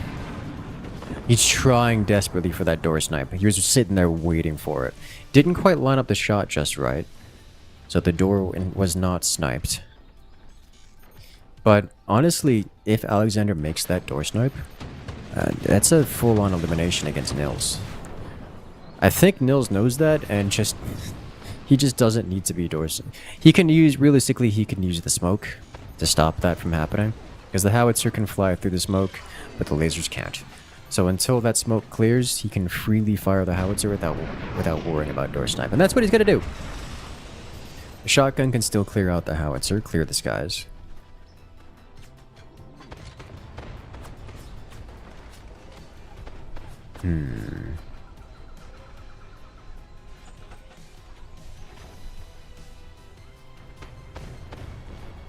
I'm wondering what Alexander can do here, because like he needs something that isn't lasers. Well, he needs to stop the smoke from happening. The smoke is that's a tall ask right now, so he needs to use something that isn't lasers. And tech switching right now is kind of mechanically difficult, or should I say, expensive. Outside of his, too rich for his current predicament. And here come the EMPs to shut down all kinds of things.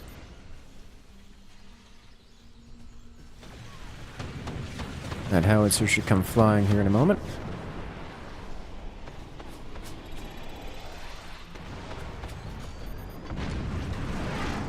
EMPs land, leaving the way for the laser to go through, and it does.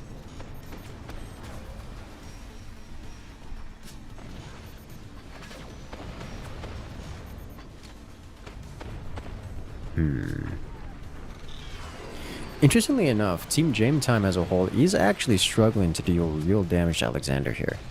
Like, he just has enough anti-air to stop the howitzer. The 20mm are partially deflected constantly. And honestly, Alexander's plasma is picking pieces off. I'm just struggling to see a win condition here. Like, the EMPs are needed to shut down Alexander's energy shields. But at this point, Alexander's out of cash. The EMPs are landing. Okay, now he's finally getting ground down. Enough damage has occurred that he's unable to keep it repaired. Now the shotgun has just been sniped. And at these... Oh wow, the EMP misses. Look at that. Half of these 20mm rounds are getting deflected off of just the random energy shields. And the energy shields remain alive. So the laser fire from Team Jame Time is not going to do much. Now, Alexander is running out of cash. Armadillo does specialize in defending against this kind of stuff. And that's what he's crutching on to stay alive and in this game, but it is not enough. There is no defending firepower of this magnitude. At least not infinitely, not indefinitely. Here comes another round. Now that the howitzer is consistently landing, there's just too much damage.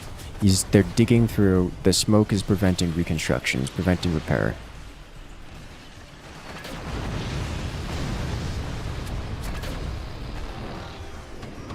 And we have the 20mm going to expose the last... Oh, it drops. I was going to say it's going to expose one of the plasmas, but it just kind of knocked it into the void.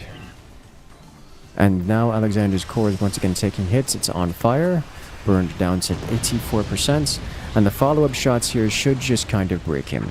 And that will be us wrapping up round 1 with a Team Jame Time victory.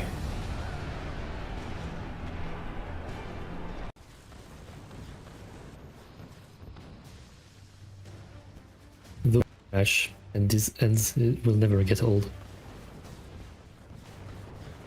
I agree. I agree 100%.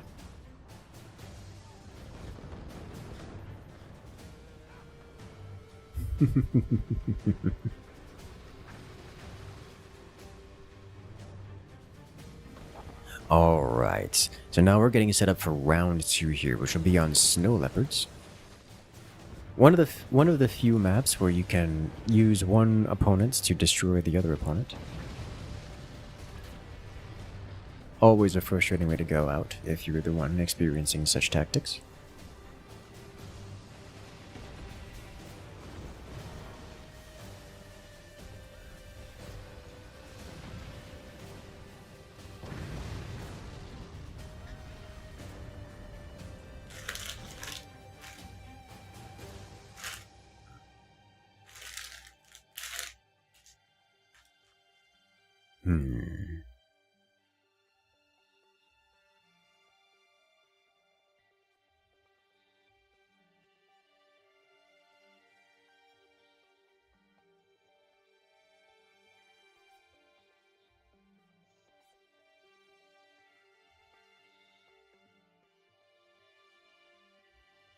Wow, that was that was a round.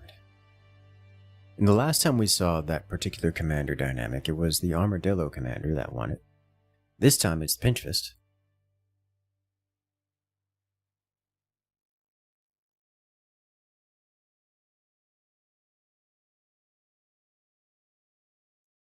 Nice to see a little variety in the action.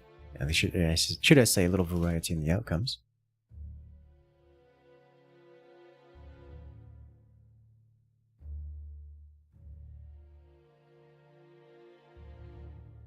You get to see the pluses and minuses and the strengths from each side.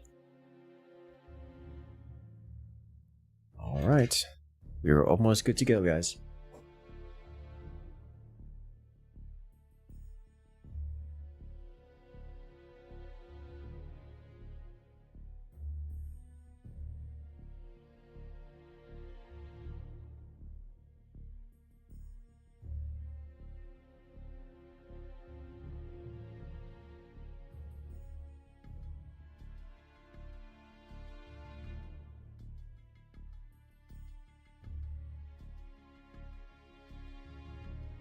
Man.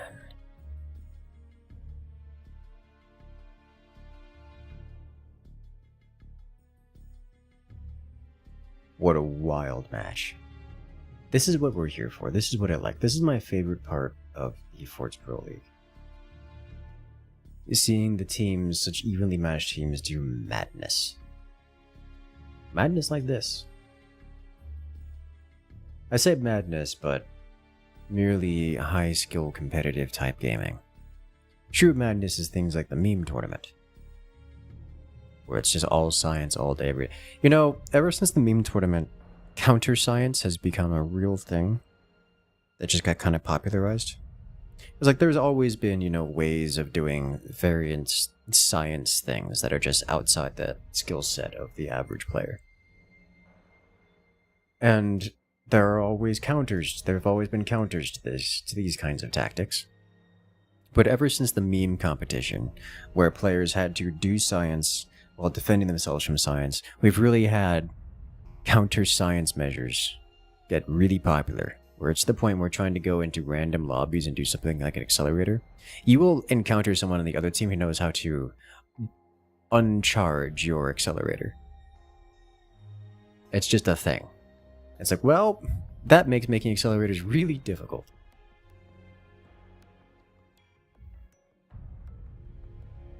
I mean, to be fair, there are designs which are supposed to be more resilient to those things.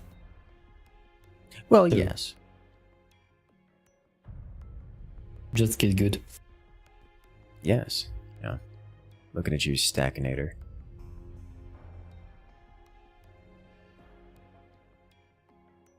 Stackinator is such a wild thing. I've never actually built as Stackinator. It is so complicated. It is so specific.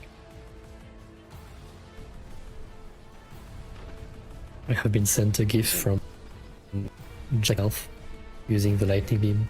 Yeah. Oh, okay. Well, you gotta share with the crew. You've gotta share. You can't, that's not the kind of thing you can keep a secret. Sure. I'll post it in the Force channel on your Discord. Yes. Lightning Also, feel beam free to Stackinator? join Yes, the please. incursion. Or every viewers. I gotta see this. This is Stackinators. I mean, stackinators are just very similar to accelerators, so that they have the same kind of appeal. But accelerator lightning combos with the new Firebird DLC is just crazy. Like, if you thought accelerators are crazy to begin with, accelerator lightning is just disgusting. It's the same kind of deal with, like, the basic idea for those who haven't seen the new content, the new DLC content. It's functionally similar to empowering weapons using the fire beam. You know, you take a standard cannon, you ignite a projectile, it becomes incendiary. But the lightning beam, instead of making it incendiary, causes it to just kind of like chain react, you know, a brief lightning bolts onto a nearby target. So it just does extra damage. And when you have, you know, 70 projectiles in a capacitor, in an accelerator, launching all at the same time, instead of just making them incendiary and catching some things on fire along the way, they deal an actual like second hit of damage. Are you really in the middle of my explaining the science? So good. Just found an angle down there. That happens. But yeah, they deal an extra just single tick of damage to a nearby thing. And when you have that many projectiles, that single tick of damage is, it adds up. It adds up a lot. So when you have something like an accelerator get mixed into it, it's a big deal. Because, you know, but igniting things and causing them to catch fire isn't that big a deal when the accelerator just destroys everything anyways. But the lightning beam causing them to deal an extra tick of damage is a big deal. So that's different. Now it's worth noting here in this match that there is in fact an AP sniper coming out from Alexander in the top fort, and it smacked Nils' core just a little bit, right down here, and it did one tick of damage, but Nils kept the armor around his fort, so he's not in immediate danger of taking critical damage. We're not getting buzzsawed anytime, so that's not something they have to worry about. But either way, this match has two eco-based commanders going at it. We have Armadillo coming up from Team 6-7 Aura, and Team Jametime has gone with the Architect commander. Both commanders are looking to get maximum amounts of mines, get maximum amounts of technology and defenses, and eventually make their way up to the heavier weapons to punch their opponents out of the game.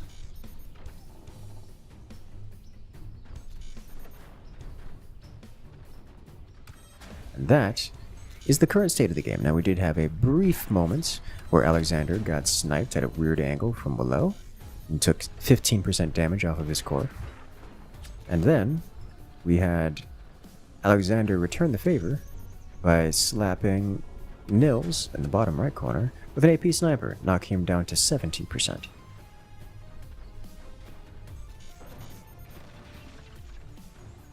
Which is kind of, you know, big. Also, yeah, that is an incredibly satisfying stackinator. Like, it is. That's wild.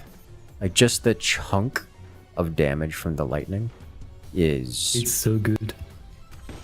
It really is. Like, it just deletes an entire fort worth of fort, and then the stackinator hits afterward and removes everything else. But more excitingly, things have gotten a little bit active. Jametime coming in with the shotgun and buzzsaw combo. Buzzsaw is just slapping open the... Oh, don't. Okay, if they hit Exposed that... battery. Okay. Exposed battery. Does not get hit, does not explode. Though I don't think that would have been lethal or anything. The lean makes it such that the particular foundation node is not going to result in immediate destruction. But the AP sniper taking vengeance upon the shotguns.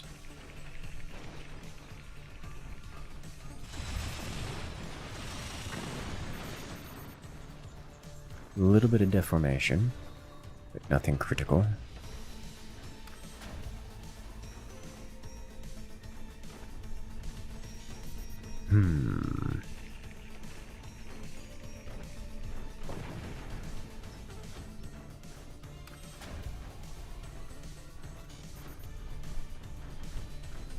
we do see all the weapons revealed. We have a howitzer coming out of pick snips in the lowermost fort. The upper fort here for Team 670, it's going to be plasmas. We have double plasma, not even fire beam plasma, just all plasma all day, every day. Across the way, same deal. We have Julian in the upper fort going for plasmas. And he's about to place the second plasma. Where is he going to put it? Where's he putting it? Right up here. Second plasma right up here. And the lower fort, we are also going to see howitzers. Ta-da!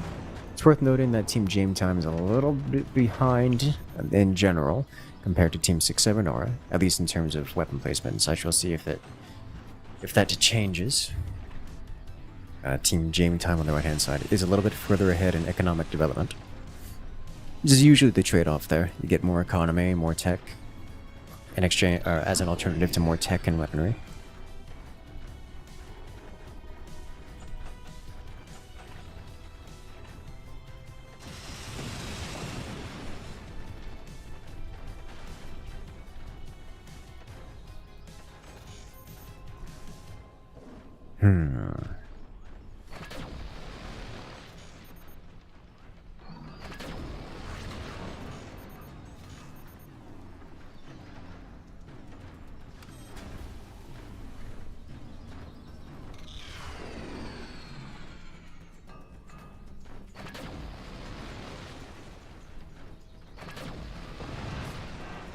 Oh, double plasma, coming in with enough firepower to penetrate clean through.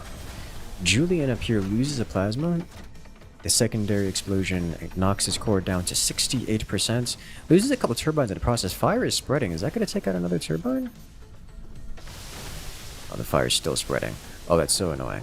They're not even playing Firebird. Firebird is banned. But alas, they come through.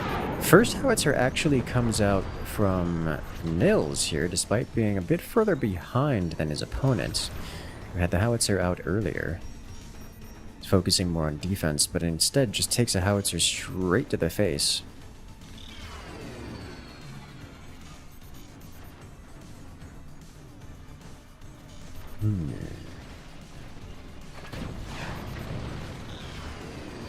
Oh. Alexander's howitzer weapon grid here is just moments from collapse. The sniper coming through. Oh, massive damage. A huge door snipe. Pick Snips's howitzers maintain. They survive for the moment, but Alexander gets door snipe, loses a plasma, and in exchange, doesn't really get a trade here. So right now, the laser players are 1 for 1. Both have lost a single plasma. But on the lower side, the howitzers have not been in an even trade. Not at all.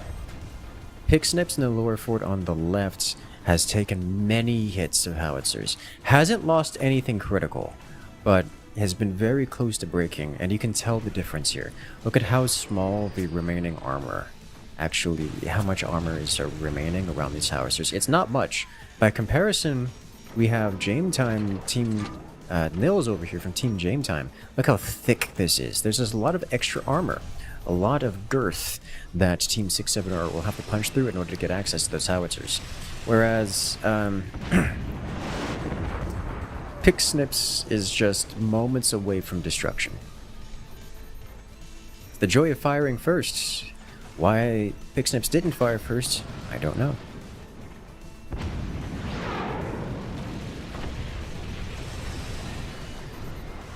And it all goes away.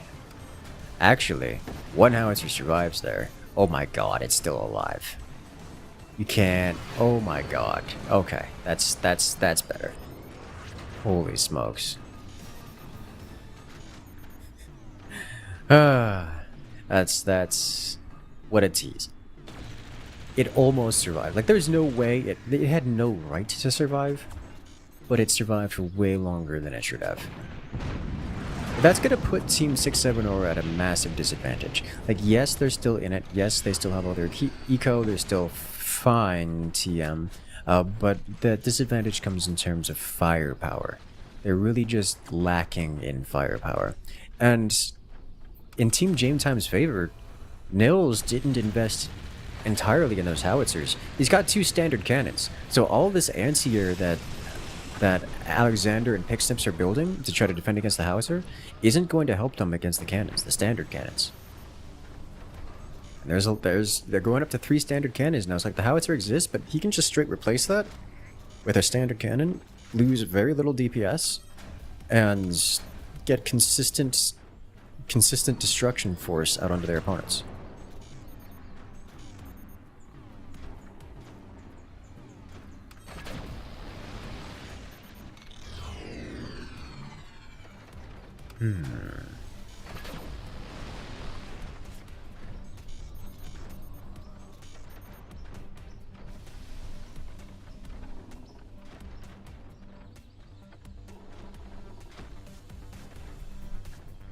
So now,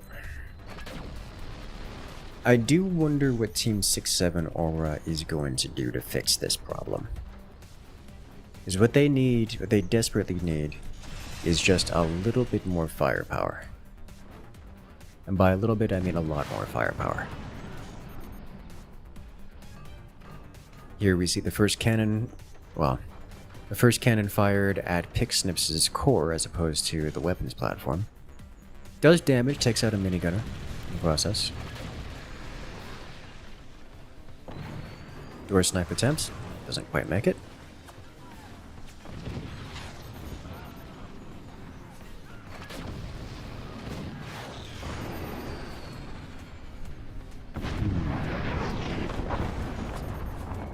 Yeah, look at that. The shotgun just slaps the howitzer out of the air. Honestly, if I'm Nils, I'm replacing that howitzer with a cannon. Although he did just place a factory, which is the laser production facility tech. So you may want to replace that howitzer with a plasma, which is a perfectly reasonable thing to do. Empowered howitzer, should I say incendiary howitzer, just eliminates one of Julian's plasmas. There's so many shotguns for Team 6-7 Aura. Like, he's not punching through that howitzer. It's just not happening. That howitzer is not going to do anything.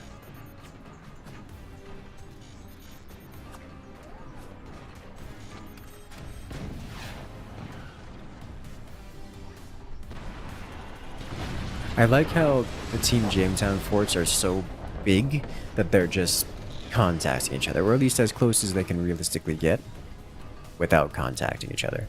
Because there is a build limit around your fort such that you cannot interact or get close to building near other players' forts, friend or foe.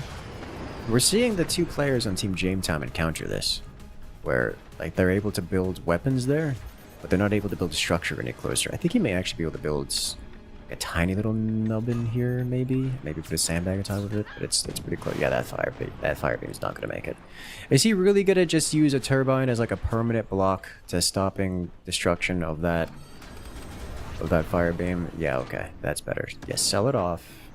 There we go. Oh wow, the howitzer actually makes it across. The fire beam keeps the skies clear.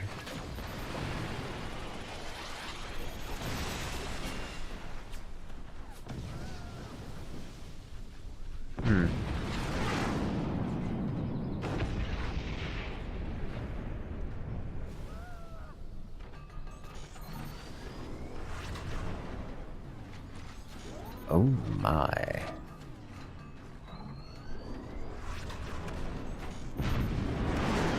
And the shotgun? Yeah, there's 2 shotguns. Oh, he's trying to door snipe the shotgun, which is... You know, I approve. I approve. That fire beam, I think, might take the shotgun. Nope. Didn't quite ignite the right thing.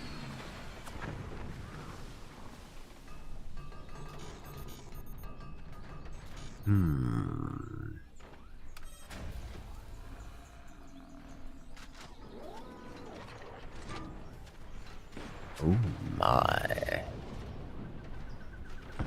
So now we're into the situation where Team Jametime is actually kind of struggling to get additional damage output. in terms of like they're out of build limit. They need to be a bit more efficient with their build space as opposed to simply building more.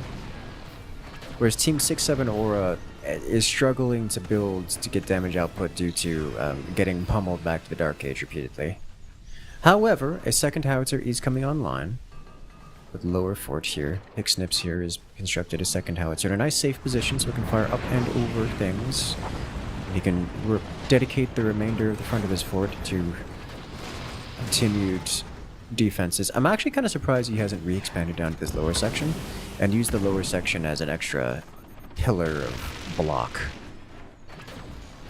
That's usually how it goes about. It's worth noting that with the size of the forts on Team Jametime, all it takes is a little bit of disruption to some key load-bearing struts and they all come crumbling down. We have seen that time and time and time again.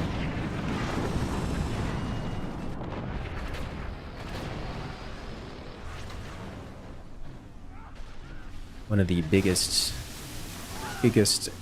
offenders is this section down here. In part because it's loaded with explosives like the cannons and howitzers, in part because this one section is holding up pretty much literally the rest of the entirety of Nils' fort. Same kind of situation up here where we see these two struts, metal and stressed to the point of being discolored. If those two are shattered, so too is the stability and integrity of the rest of the fort.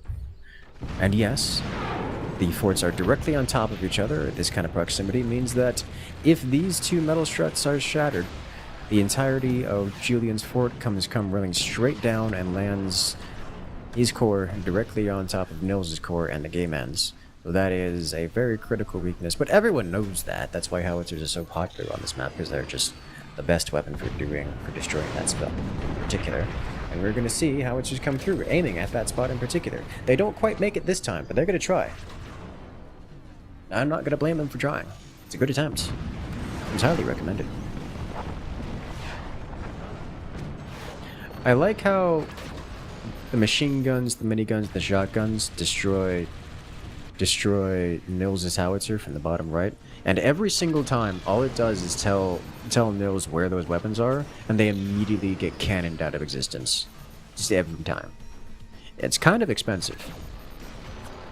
But also, there's just a lot of them, and still more than enough to keep that howitzer consistently knocked out of the sky. Oh!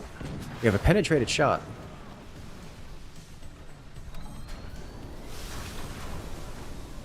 Julian is penetrated up here, loses multiple mines, and that one key critical spot is laid barren and vulnerable. Oh my. The damage output.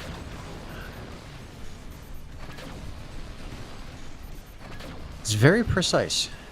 He's still aiming for that one spot. He knows what he wants. He wants to hit that one spot in particular. Honestly, there's a couple big targets right there that he wants to hit. Part of it is the mines, part of it are these connective nodes here. Oof. Picksnips, his armor is pierced. He loses some internals. Looks like some of his storage has been wiped out from that shot. And is immediately re-supported with... There's that 5 layers of metal. Huge hit. Batteries taken out. Another bit of armor penetrated. Picksnips is slowly getting ground down here. So both of these commanders are eco-focused, whereas the Armadillo commander focuses more on strictly defending and metal. The Architect commander focuses more on defending with wood and tech switching. So it's a little bit slightly different flavors of the same kinds of strategies. So both teams are quite happy to take this slow, which is what they're doing. And you can tell that they're just going at it at their own pace. What I would really love to see is Nils replace that howitzer with a standard cannon, and then just keep firing. And I mean just don't stop firing. Just cannon shell after cannon shell after cannon shell directly into Picksnips. I just force him to run out of money repairing things. Like, he's got the howitzer right now, so I mean, I guess just use it, but just keep firing consistently. And I would also love to see what we're seeing right now, and that is to say some focus fire. Like, I understand full well that Alexander on the top fort is absolutely the threat for Team 6-7 Aura. Like, this top left fort can deal real damage at any point in time to anyone here on Game Time, just because they're lasers, and he's got a lot of them. They can hit door snipes, they can hit weird angles, and they can penetrate pretty deep, but they need to get some progress in, and progress comes mostly from focus fire. And there it is. That, ladies and gentlemen, is progress. After all this time, Pixnips is properly and totally breached. He loses everything. And there's the door snipe. There's that door snipe. Just as I was mentioning it, Alexander gets a door snipe onto Nils, causing a collapse of a cannon, actually almost eliminating Nils, knocking him down to 44% on his core and dealing a ton of internal damage, taking out multiple weapons in the process. Like, that was a lot of damage right there. But in exchange, Pixnips is knocked down to 10% health, loses all of his turbines, loses all of his weapons and all of his tech. He's got nothing left, not even a core.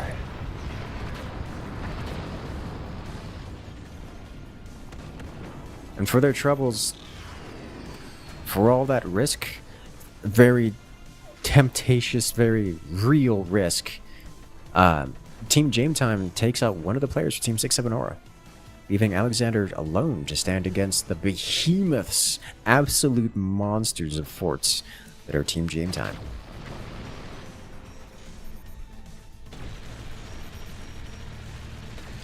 Now, here's the thing. The match has been in a kind of status quo for a while, and frankly, Nils, the lower fort for Team Game Time, has designed his fort such that it can really only target one player. Like, he can't just angle upwards and fire. Like, look at that cannon shot. Like, that's not a good angle. None of his cannons are really going to work there. So he's going to have to do some selling, he's going to have to do some reformatting, and that's going to take time.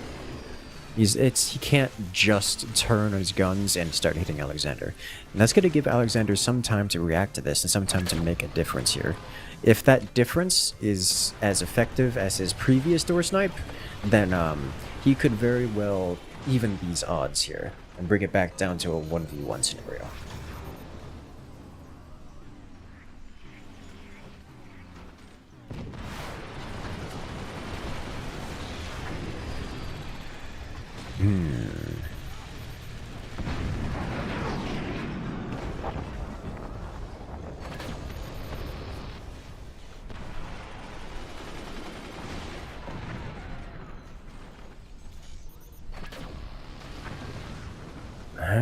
That's not even a door stump, that's just penetrating clean through. But he's looking for the weapons, and he's picking his shots specifically to hit locations that are weapon emplacements out of Team Jamestown, looking to get some secondary explosions. It looks like we are actually going to see some assistance, some synergy play here. We do see Julian placing a Magna Beam that will enable Nils' cannons to wrap up and around into Alexander's fort.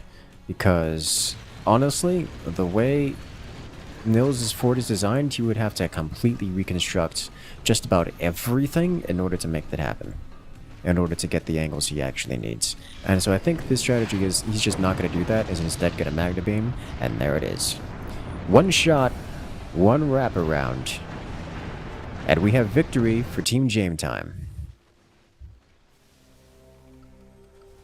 Team Jametime goes up 2-0 over their opponents. What a match.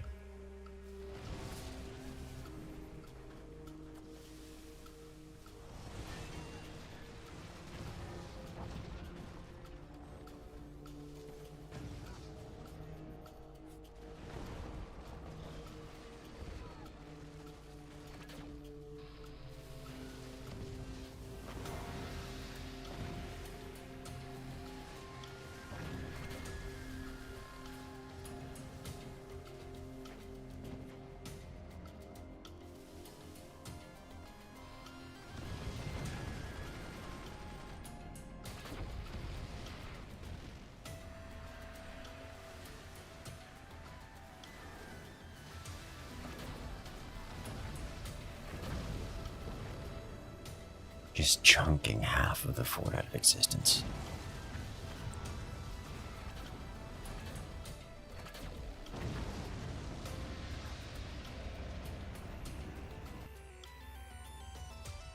And that is how you do it. The Team 6-7 Or is now facing elimination. We are on match point for Team Game Time. This is a best of 5, so it is first to 3 points, and Game Time is up 2. 6-7 Or is 0. So give us a moment while we set up the next round, and we'll be jumping into Booney's 2v2 for map 3 in the series.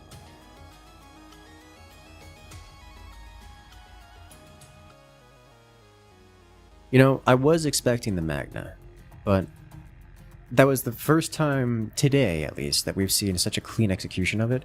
It was one single cannon shell and one perfectly timed Magna beam.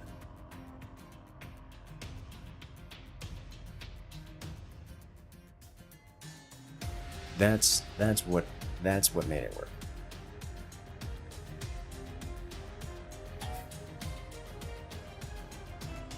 That's one of the things that I think will be interesting with Firebird in the future, is simply that those angles that will be more available.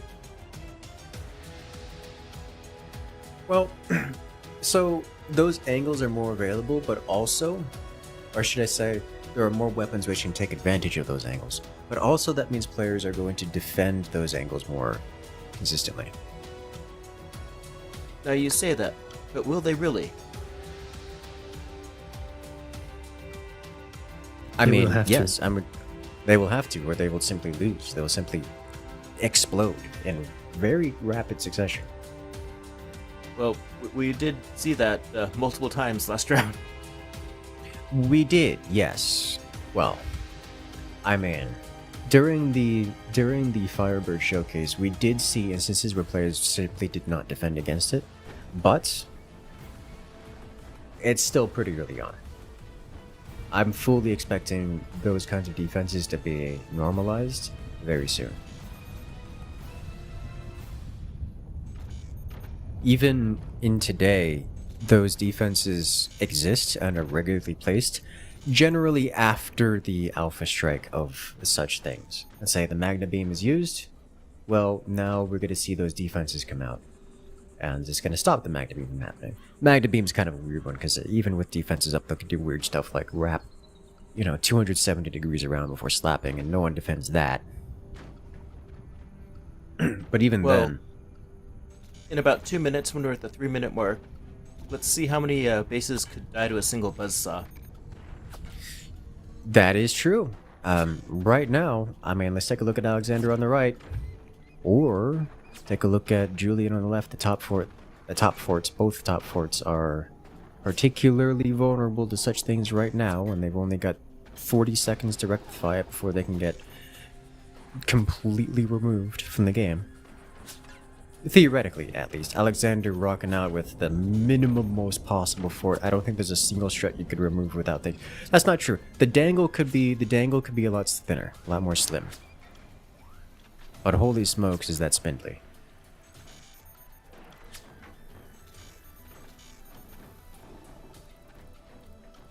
Alright, well, now everyone's starting to thicken a bit to defend against such wildness.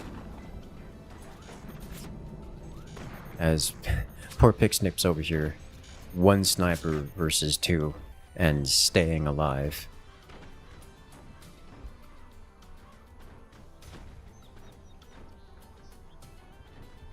But here on this match, we do have some differences in the commander choices. On the right-hand side, we have the same Architect commander. We know what that's like. Team 6-7 Aura going with that strat. I'm a big fan. Architect's one of my favorite commanders. But on the left-hand side, Team Game Time has gone with the Scattershot commander. That means one thing, and exactly one thing. It's mass 20mm. 20mm turned shotguns.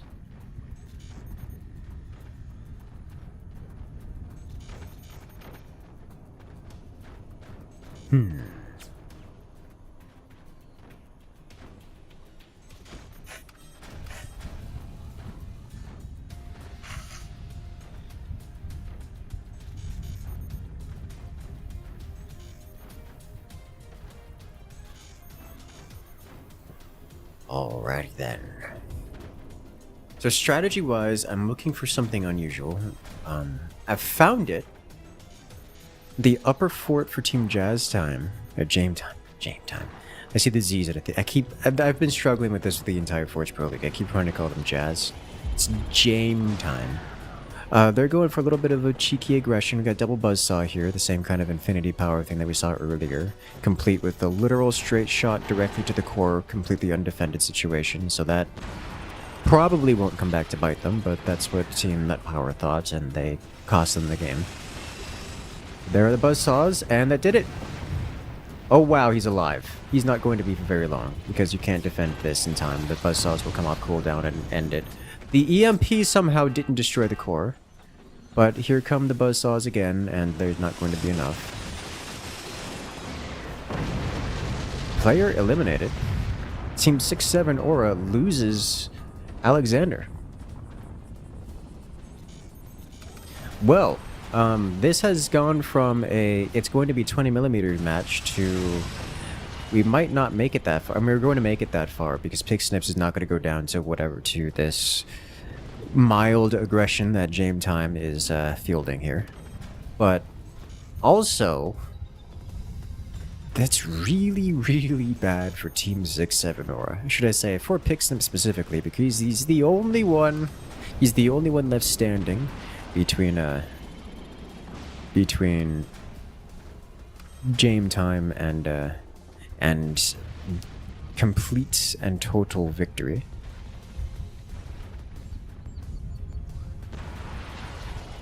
Oh dear.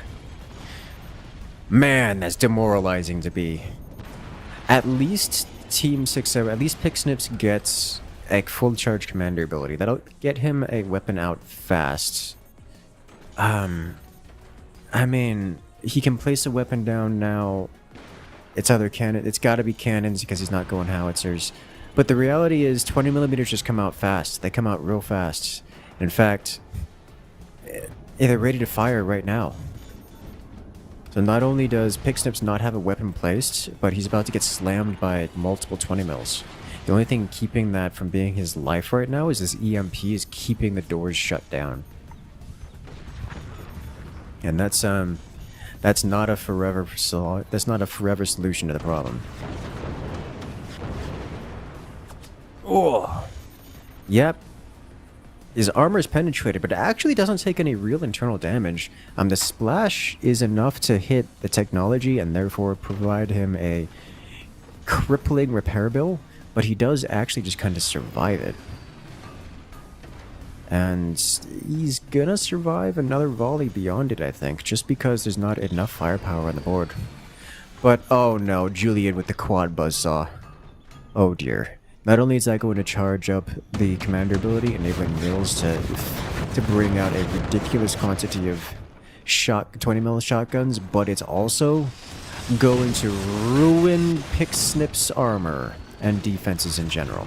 Remember that Architect specializes in wood. Not only is the wood, I mean, the wood is just cheaper, but it's also faster to build. So if you look in the wood spam, Architect is the commander to do it. And that's what he's doing, but buzzsaws are like the hard counter to this. He's having to rely on metal now, for which Pig Snips does not get any defensive bonuses. In before the striker. Oh no. And the cannon. He spent so much time. Well, you know, I was about to say that cannon's gonna go down to the sniper, but you know how that goes. It's Architect with the speed build, the insta-build wood just kind of keeps it alive at all points in time. Just so it can go down to an EMP, the direct damage from the EMP enough to finish it off. But now Pig Snip has nothing. He's got no weapons, he's got a commander ability charged, but not enough money to place a weapon. And look at this, Jame Time has full commander charge.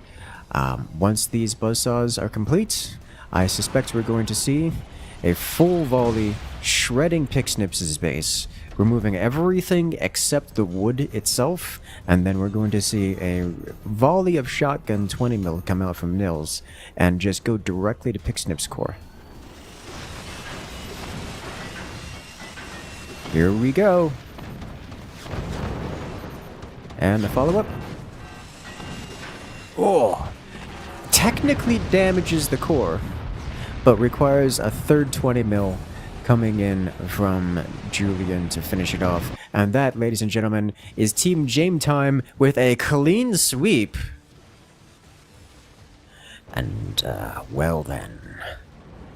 That was beautiful. Congratulations to Team Jame Time winning it here in spectacular fashion. Honestly, their opponents just got a little extremely greedy, and they got punished for it. And that'll do it for today's stream of the Forts Pro League. Make sure to hit that follow button, hit that subscribe button, because next week we have the finals of the Forts Pro League. We'll be handling the third place match. It will be 6-7 Aura versus Nut Power. And then the finals itself, Jame Time versus Kazakh's Thanos, for determine first and second place. So I will see you guys there. But right now, we're going to be going on to the Firebird section of the stream, so don't go anywhere. There's more forts coming out here today for you guys. Make sure to send some love in chat for all our wonderful competitors who've been playing for your guys' entertainment. And I want to say, once again, shout out to everyone here who's putting this on. Shout out for the Anadi team, 42 Scientists, and Romero for putting together and cat herding everything and putting things in the right places where they need to be. And now, ladies and gentlemen, I'll see you guys on the other side of the countdown.